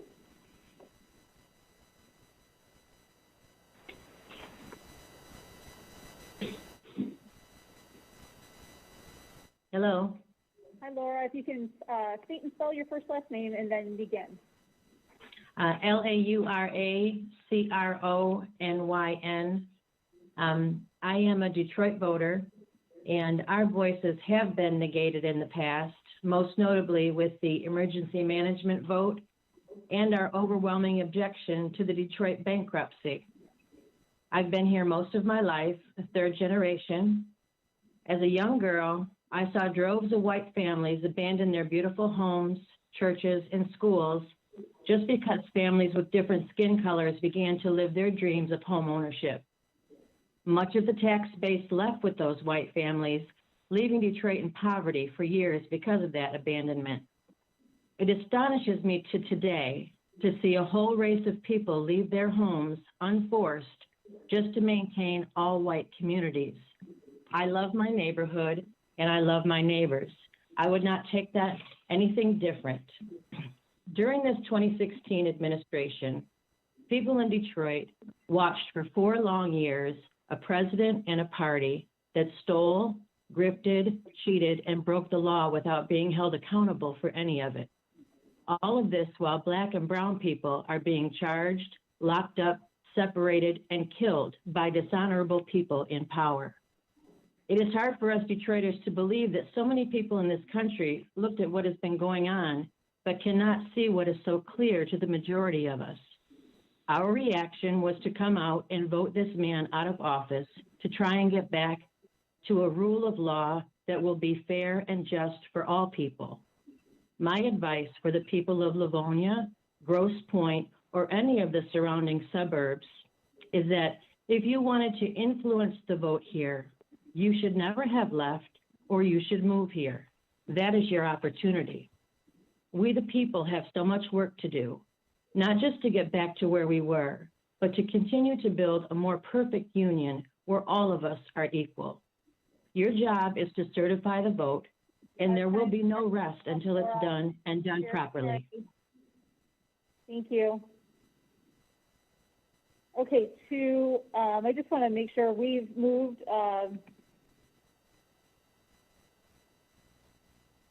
because we have, I believe we still have over 500. So board members, I think we wanted to bring the time down.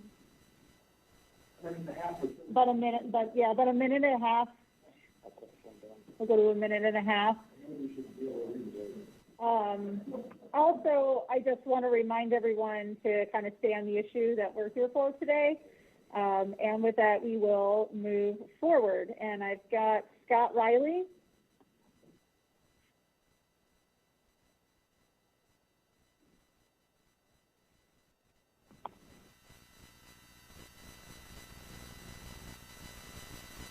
Scott, if you can state and spell your first and last name, and you've got about a minute and a half. My name is Scott Riley, SCOTTREILLY. I'm a resident in Southfield, Michigan.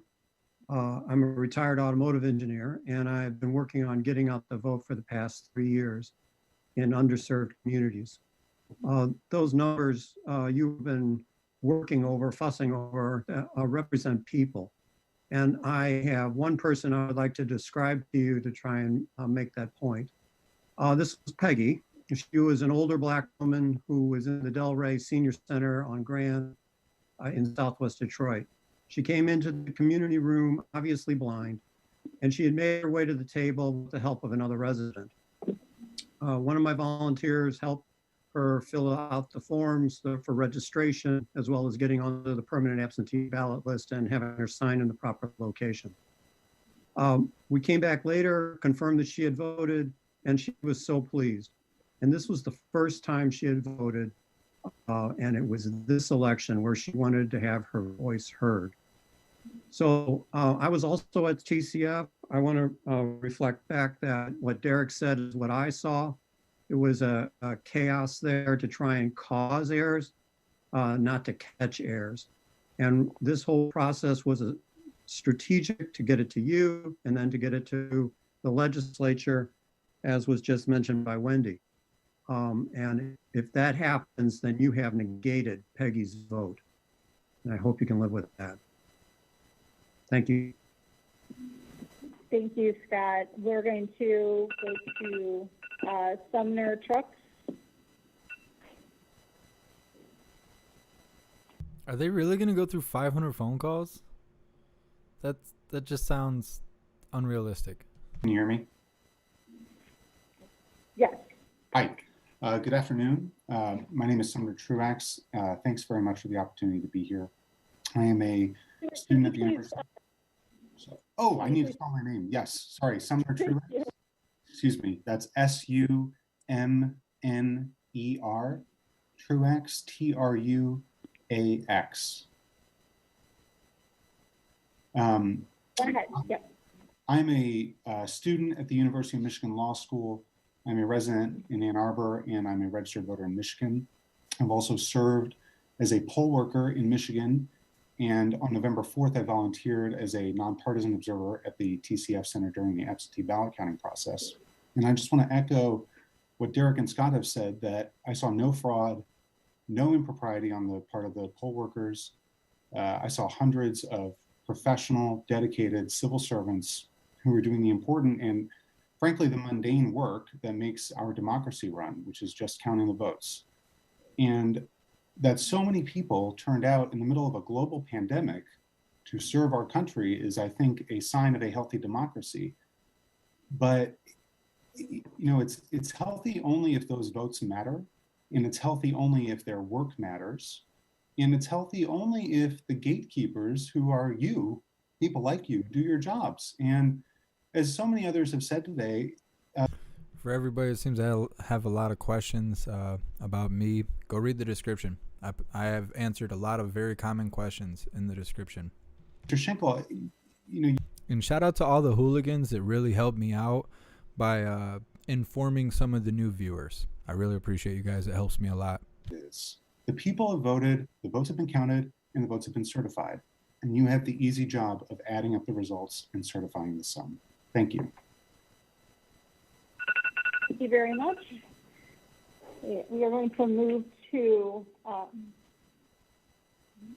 I'm really surprised none of you guys are on the call. I'm just waiting for one of you to pop up there and just shout out to all the hooligans.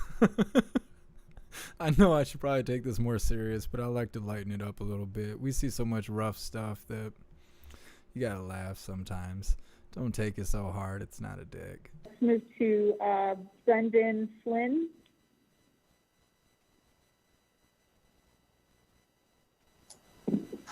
Hi, can you see and hear me? Yes, Brendan, if you can please state and spell your first and last name. Absolutely. My name is Brendan Flynn. That's Brendan Flynn. I was a nonpartisan poll challenger at the TCF Center on November 3rd, as well as a resident of Ann Arbor. I'd like to point out first that the election workers and inspectors were exceptionally professional. Anytime they were questioned or even faced downright accusations from GOP challengers, the supervisors were willing to answer every question and to make sure that everyone understood the process. When I was there, there were even more GOP challengers than Democratic or nonpartisan challengers by a decent margin. The only disruptions I observed the entire day were from GOP challengers who had difficulty following the rules around the duplication process, GOP challengers not respecting distance requirements, and a challenger that requested an entire table's worth of ballots be thrown out because a poll worker wasn't wearing her name tag. They were denied. The bottom line was there was nothing irregular or fraudulent about what I observed at the TCF Center on November 3rd. But we have a professor here who likes to say that our constitutional system is like pickup basketball. You only have a game if both sides agree to play by the rules. If one side changes the rules or takes the ball away in the name of winning, there's no more system. Michigan Board of State Canvassers, the ball is in your hands. You have a legal, moral, ethical, and constitutional duty to certify the results today. Play by the rules. Our system depends on it. Thank you. Thank you very much, Brendan. We'll move to Elizabeth Temkin, E-M-K-I-N.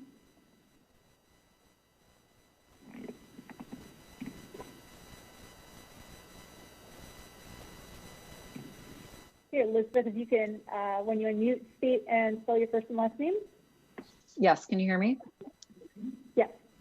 This is Elizabeth Temkin. My name is spelled E-L-I-Z-A-B-E-T-H. Last name Temkin, T-E-M-K-I-N. I'm a third-year law student at the University of Michigan, and on November 4th, 2020, I served as a nonpartisan challenger with credentials from the Lawyers Committee for Civil Rights at the TCF Center in Detroit, where I observed absentee vote counting. I am here today to tell you what I saw firsthand as a nonpartisan challenger, and I'm also here as a citizen and voter to urge you to fulfill your duty as a board and to honor the will of the people of this state. I spent approximately noon until 7 p.m. at the TCF Center. And I could say many things about what I saw in Detroit that day, but with my limited time, I'd like to hone in on what I believe to be the most egregious interference that I witnessed on that date by Republican challengers. I spent much of the afternoon at one table, and sometime between approximately 2:30 and 3 p.m. word got around that a lawsuit had been filed. Shortly thereafter, the Republican challenger at my table communicated that she would be challenging every ballot moving forward. Challengers are only supposed to raise an objection when they have a good faith belief that there is an error or issue with the ballot in front of them. This blanket challenge was not made in good faith. There was no articulable reason given for these ballots to be thrown out. The only way to describe this was an effort to suppress the votes of a predominantly Black and presumably Democratic electorate. It was stunning to see such a large-scale effort to disenfranchise voters, and it has been even more disheartening to witness what has followed, repeated attempts to undermine the democratic process. All of this flies in the face of each and every Michigander who cast a ballot and the thousands of individuals who worked tirelessly to ensure that the election went smoothly. Any decision less than certification today will continue to cast doubt on this process. I urge you to fulfill your duty today and certify the results. Thank you, Elizabeth. Your time has ended. Thank you. Madam Chair, I'm never going to get this microphone thing right. I am never one who doesn't want to hear input from the public. We have a motion on the table. We have 500 people who wish to speak in front of us. We've now heard from a substantial number of them. We made sure to hear from all the clerks, all the elected officials. The public comment that we're getting now is related to the motion in front of us. I suspect if we vote that motion up or down, most of the people on the line waiting to give public comment would be satisfied. I'm suggesting I would like to move the motion to certify and then hear the public comment after. I do have one more clerk. Okay, one more clerk. I do have Michael Seacrest, who is the clerk of Canton Township. Hey, thank you so much, Ian. I really appreciate the donation and all the support. Hello.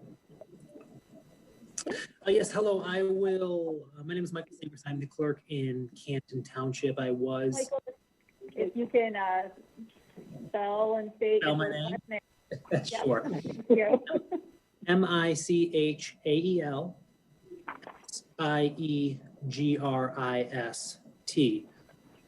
Michael Seacrest. And I don't want to get in the way of one of the commissioners kind of called question there, because I do think it is germane to the direction of this body. Obviously, I have 75,000 registered voters in Canton Township. We had 56,000 of them show up. 58,000 of them show up and vote on election day or vote by absentee.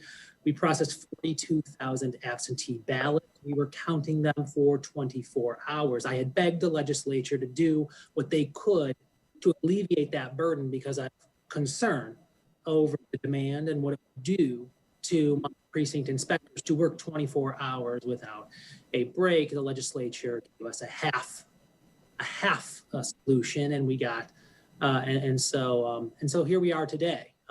This was always going to be the direction we would get into, but I want to ask this board to fulfill the oath that they took, much so in the same way that my inspectors fulfilled their oath and I fulfilled my oath to faith to uphold the Constitution of the United States, the Constitution of the State of Michigan, and faithfully discharge our duties. The Michigan Constitution, Article 1, Section 1 gives all political power inherent in the people. And the Declaration of Independence says that the government derives its just powers from the consent of the governed. To throw out, delay, or ignore the results of an election because you don't like the outcome at the behest of a political party, candidate, or organization is a betrayal of our oaths. It is a betrayal of the duty before us. I would crawl across broken glass to make sure voters of all political parties have their legitimate vote cast. And the fact that we have gotten this far today is a slight against our country and our system. And people are doing what no foreign adversary has been able to do to America in over 240 years, and that is to call into question our entire government and our elections. This is shameful. Thank you. Questions for, well, thank you very much. I knew I had one more clerk, so I wanted to, I know there are some other elected, local elected officials too, but Mr. Tuzak, if you want us to. I would like to call the question and then continue with somebody. I will make a statement if that's okay. I want to be clear about one thing. I think any allegation of voter fraud should be taken seriously and investigated. I believe in this case, a post-election audit should be conducted. And I believe complaints of election fraud need to be investigated, and if found, must be prosecuted under the law. The state law is clear that we do not have that authority, and other entities do. And I encourage those state officials to act and do what they can to preserve election integrity. But this board must respect the authority entrusted to it and follow the law as written. We must not attempt to exercise power we simply don't have. In this case, the law is absolutely clear. We have a clear legal duty to certify the results of the election as shown by the returns that were given to us. We cannot and should not go beyond that. As John Adams once said, we are government of laws, not men. And this board needs to adhere to that principle here today. This board must do its part to uphold the rule of law and comply with our legal duty to certify this election. I will be supporting the motion. As we, Norm, would you like to make a statement? Yes, I do. Yeah, wait till it's green, Norm. There we go. I want Michigan State colors up. Okay. I have a statement that's prepared. I have a statement. It's prepared. I'm going to read it. And I have a copy for the clerk. So you don't need to try to follow me on it. The role of the Michigan Board of Canvassers dates back to the 1850s, and I take this responsibility seriously. Today, I'm faced with an important decision whether or not to certify the results of the November 3rd general election. Of critical importance is the fact that only after certification may candidates who allege errors in voting pursue legal remedies, such as recounts. The law indicates we must meet within 20 days of the election and have 40 days to certify the vote. Any delay from this must be to await the receipt or correction of returns or other necessary purposes. I need to review the Wayne County Board of Canvasser meeting from last Tuesday to determine the sufficiency of their certification.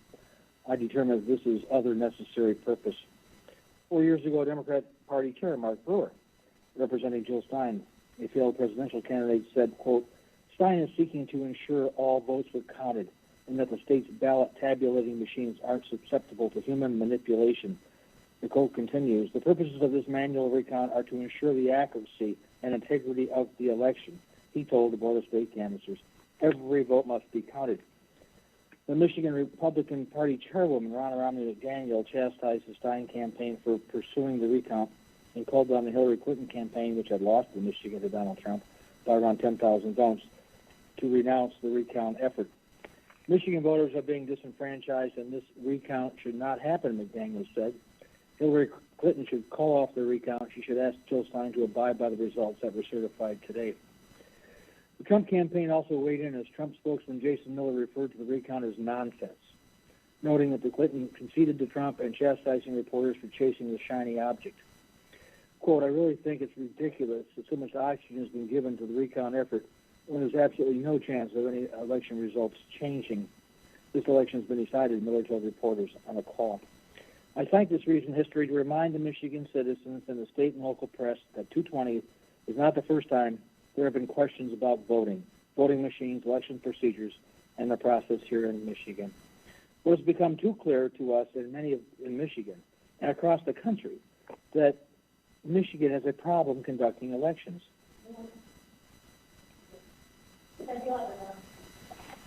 I'm talking right into this thing.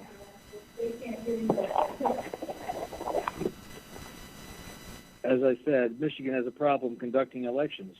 For that, I apologize to the citizens and to this nation and commit to working to see that the problems are addressed before the 2021 mayoral election in Detroit and the statewide 2022 elections are held.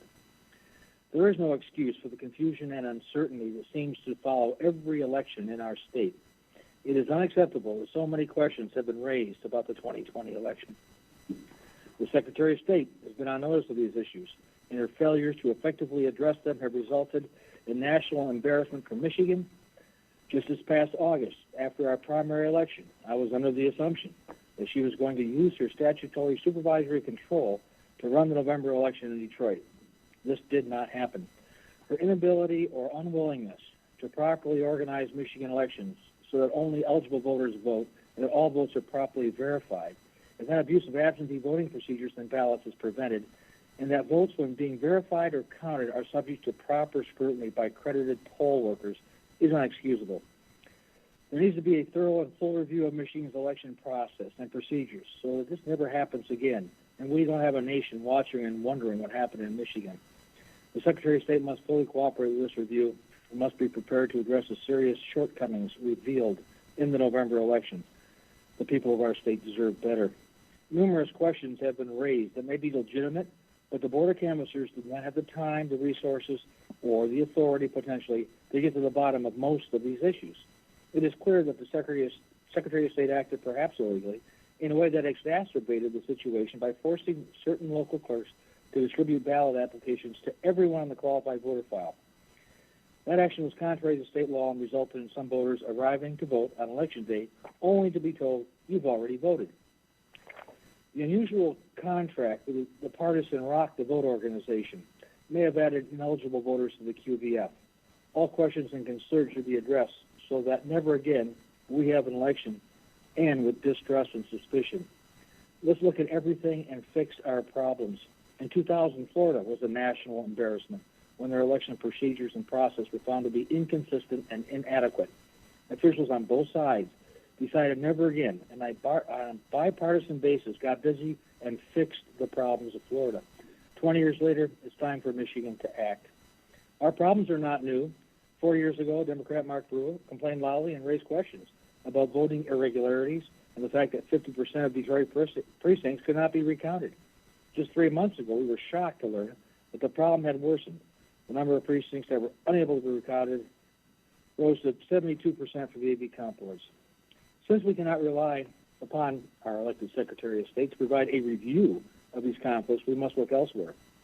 That is why today I am asking the Michigan legislature to conduct an in-depth review of all election processes and procedures in Michigan.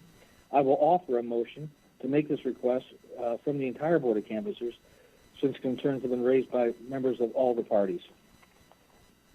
And I believe, nope, not quite done. Since Republicans and Democrats have raised the issues of serious election irregularities, the legislative review should have support for the board and on both parties in the legislature. Since many reforms and recommendations may ultimately require the governor's signature, I would ask that she also lend her support in this effort. Hopefully 2022 will see elections conducted the way they were in Florida this year. While we set records for early voting and absentee ballots, everything was transparent and well managed. The election results were known early and no dispute over the conduct of the election. It is my greatest hope that after the next election, this board will be able to certify the results in an environment where there are no unanswered questions or suspicions that our election was in any way compromised. All citizens need to be assured that Michigan is conducting clean, accurate, and professional elections. And to finalize it, I do not plan on voting for certification. I believe Wayne County certification process needs to be looked at.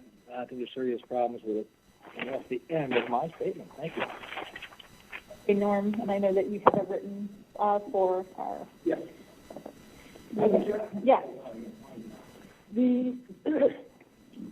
I believe the purpose of this board is to assure voters that every vote is counted and that procedures are fair for everyone, all parties involved. I agree with my colleague Norm.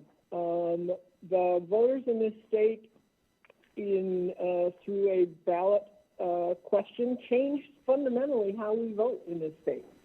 We now have no reason absentee voting. We have same-day voter registration. We have the ability to conduct audits after the fact. That's great. I supported all of those things, but it requires that we change our election systems. We have to allow for earlier processing of absentee ballots, in my opinion. I think we need to look at how we certify and train challengers, how the parties do that, and figure out, I would hope, how we could do that on a bipartisan basis. I think we need to get rid of, I think we're the only one in the nation that says you can't recount a precinct if it's unbalanced. There are many things the legislature, and only the legislature, can do to fix this. And so I heartily support Norm's idea of this board, a bipartisan commission involving the legislature, the governor's office, the secretary of state. Let's modernize how we do elections in this state. Let's clean it up. We're full of human errors. I don't believe there was fraud. I've seen no evidence of fraud. But there's lots of human errors given how we do things. And I think that we need to seriously look at that. I think we need to seriously fix that.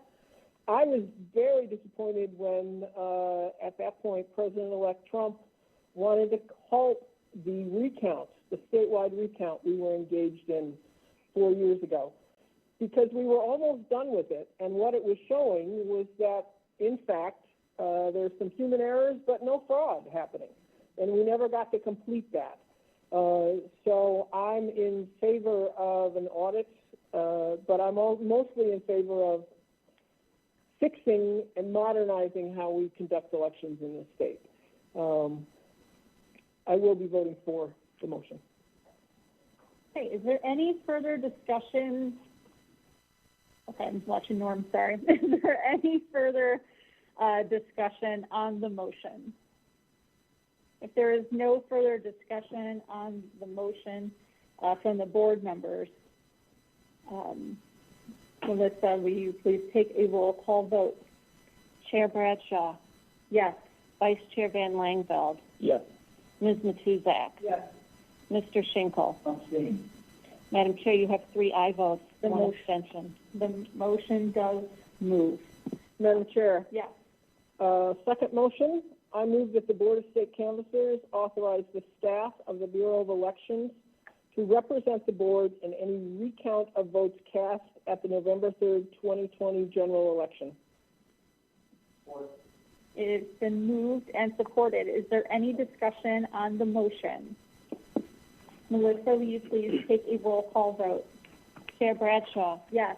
Vice Chair Van Langveld. Yes. Ms. Matuzak. Yes. Mr. Schinkel. Yes. Thank you. Madam Chair, you have 4 aye votes. That motion does pass. Madam Chair, I would just suggest as we move forward that we complete the next item on the agenda, which is the special election of the Michigan House of Representatives, 4th District, and that then we go back to public comment. I'm green. I'd like to make a motion before we do that. Okay, Norm, go ahead. As I mentioned in my comments, I'd like to make this motion. Madam Chair, I move the Michigan Board of Canvassers request the Michigan Legislature conduct an in-depth review of the Michigan election process and procedures to address concerns that have been raised by experts and citizens about our elections in order to assure our citizens that Michigan elections are accurate, transparent, and fully protective of all citizens' constitutional rights. Support. Discussion?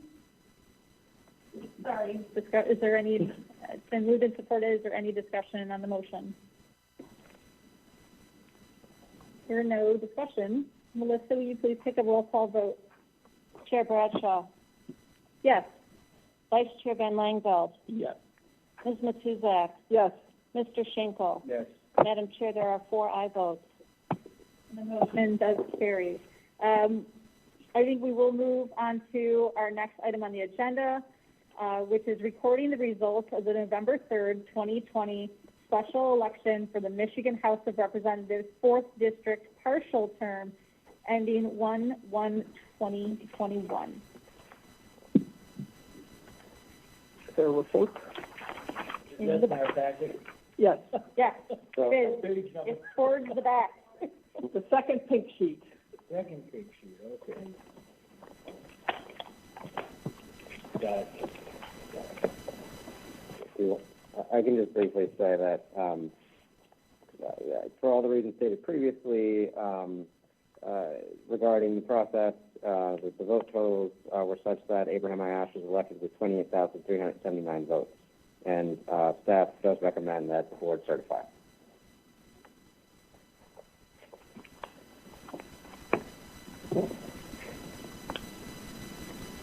Ready for a motion? Mm-hmm.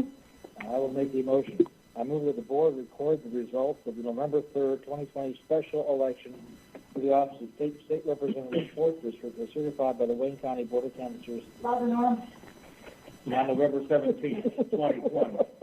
It's the one that's printed in our book. I'll support the motion. Okay, it's been moved and supported. Is there any discussion on the motion?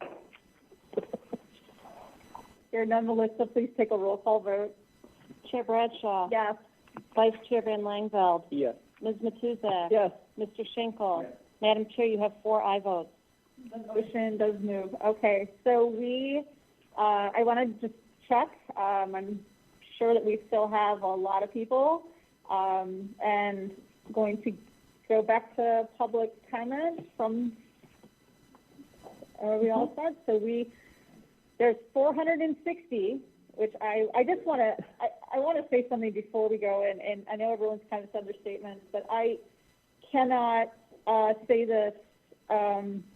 A thank you to the Bureau and the Bureau staff and the technical people that have been running our Board of Canvassers meetings for us through Microsoft Teams. Thankfully, we didn't have to do that today. But also to all the clerks, the staff in those clerks' offices, and honestly, all of the citizens who stepped up, who wanted to be a part of this election process in the state of Michigan. Cannot thank all of you enough. Democracy only works when we participate. And with that, I want to go to our continue our public statement. Okay, and we'll start with Sean Brennan. And we are a go.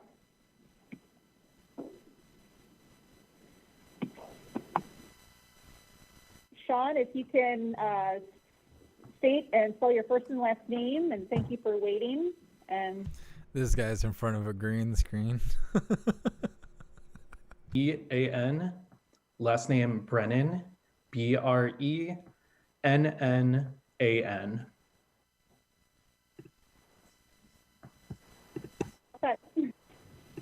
I'm a law student at the University of Michigan and a resident of Ann Arbor. On November 4th, I spent over 12 hours inside the TCF Center observing the absentee ballot count as a challenger for the Democrats. In that time, I saw nothing but professionalism and dedication from the election workers and their supervisors, despite the frequent harassment they received from Republican challengers. Far from being denied access, these challengers made their presence known by making aggressive comments, shouting en masse to stop the count, and hovering directly over election workers' shoulders in violation of social distancing mandates.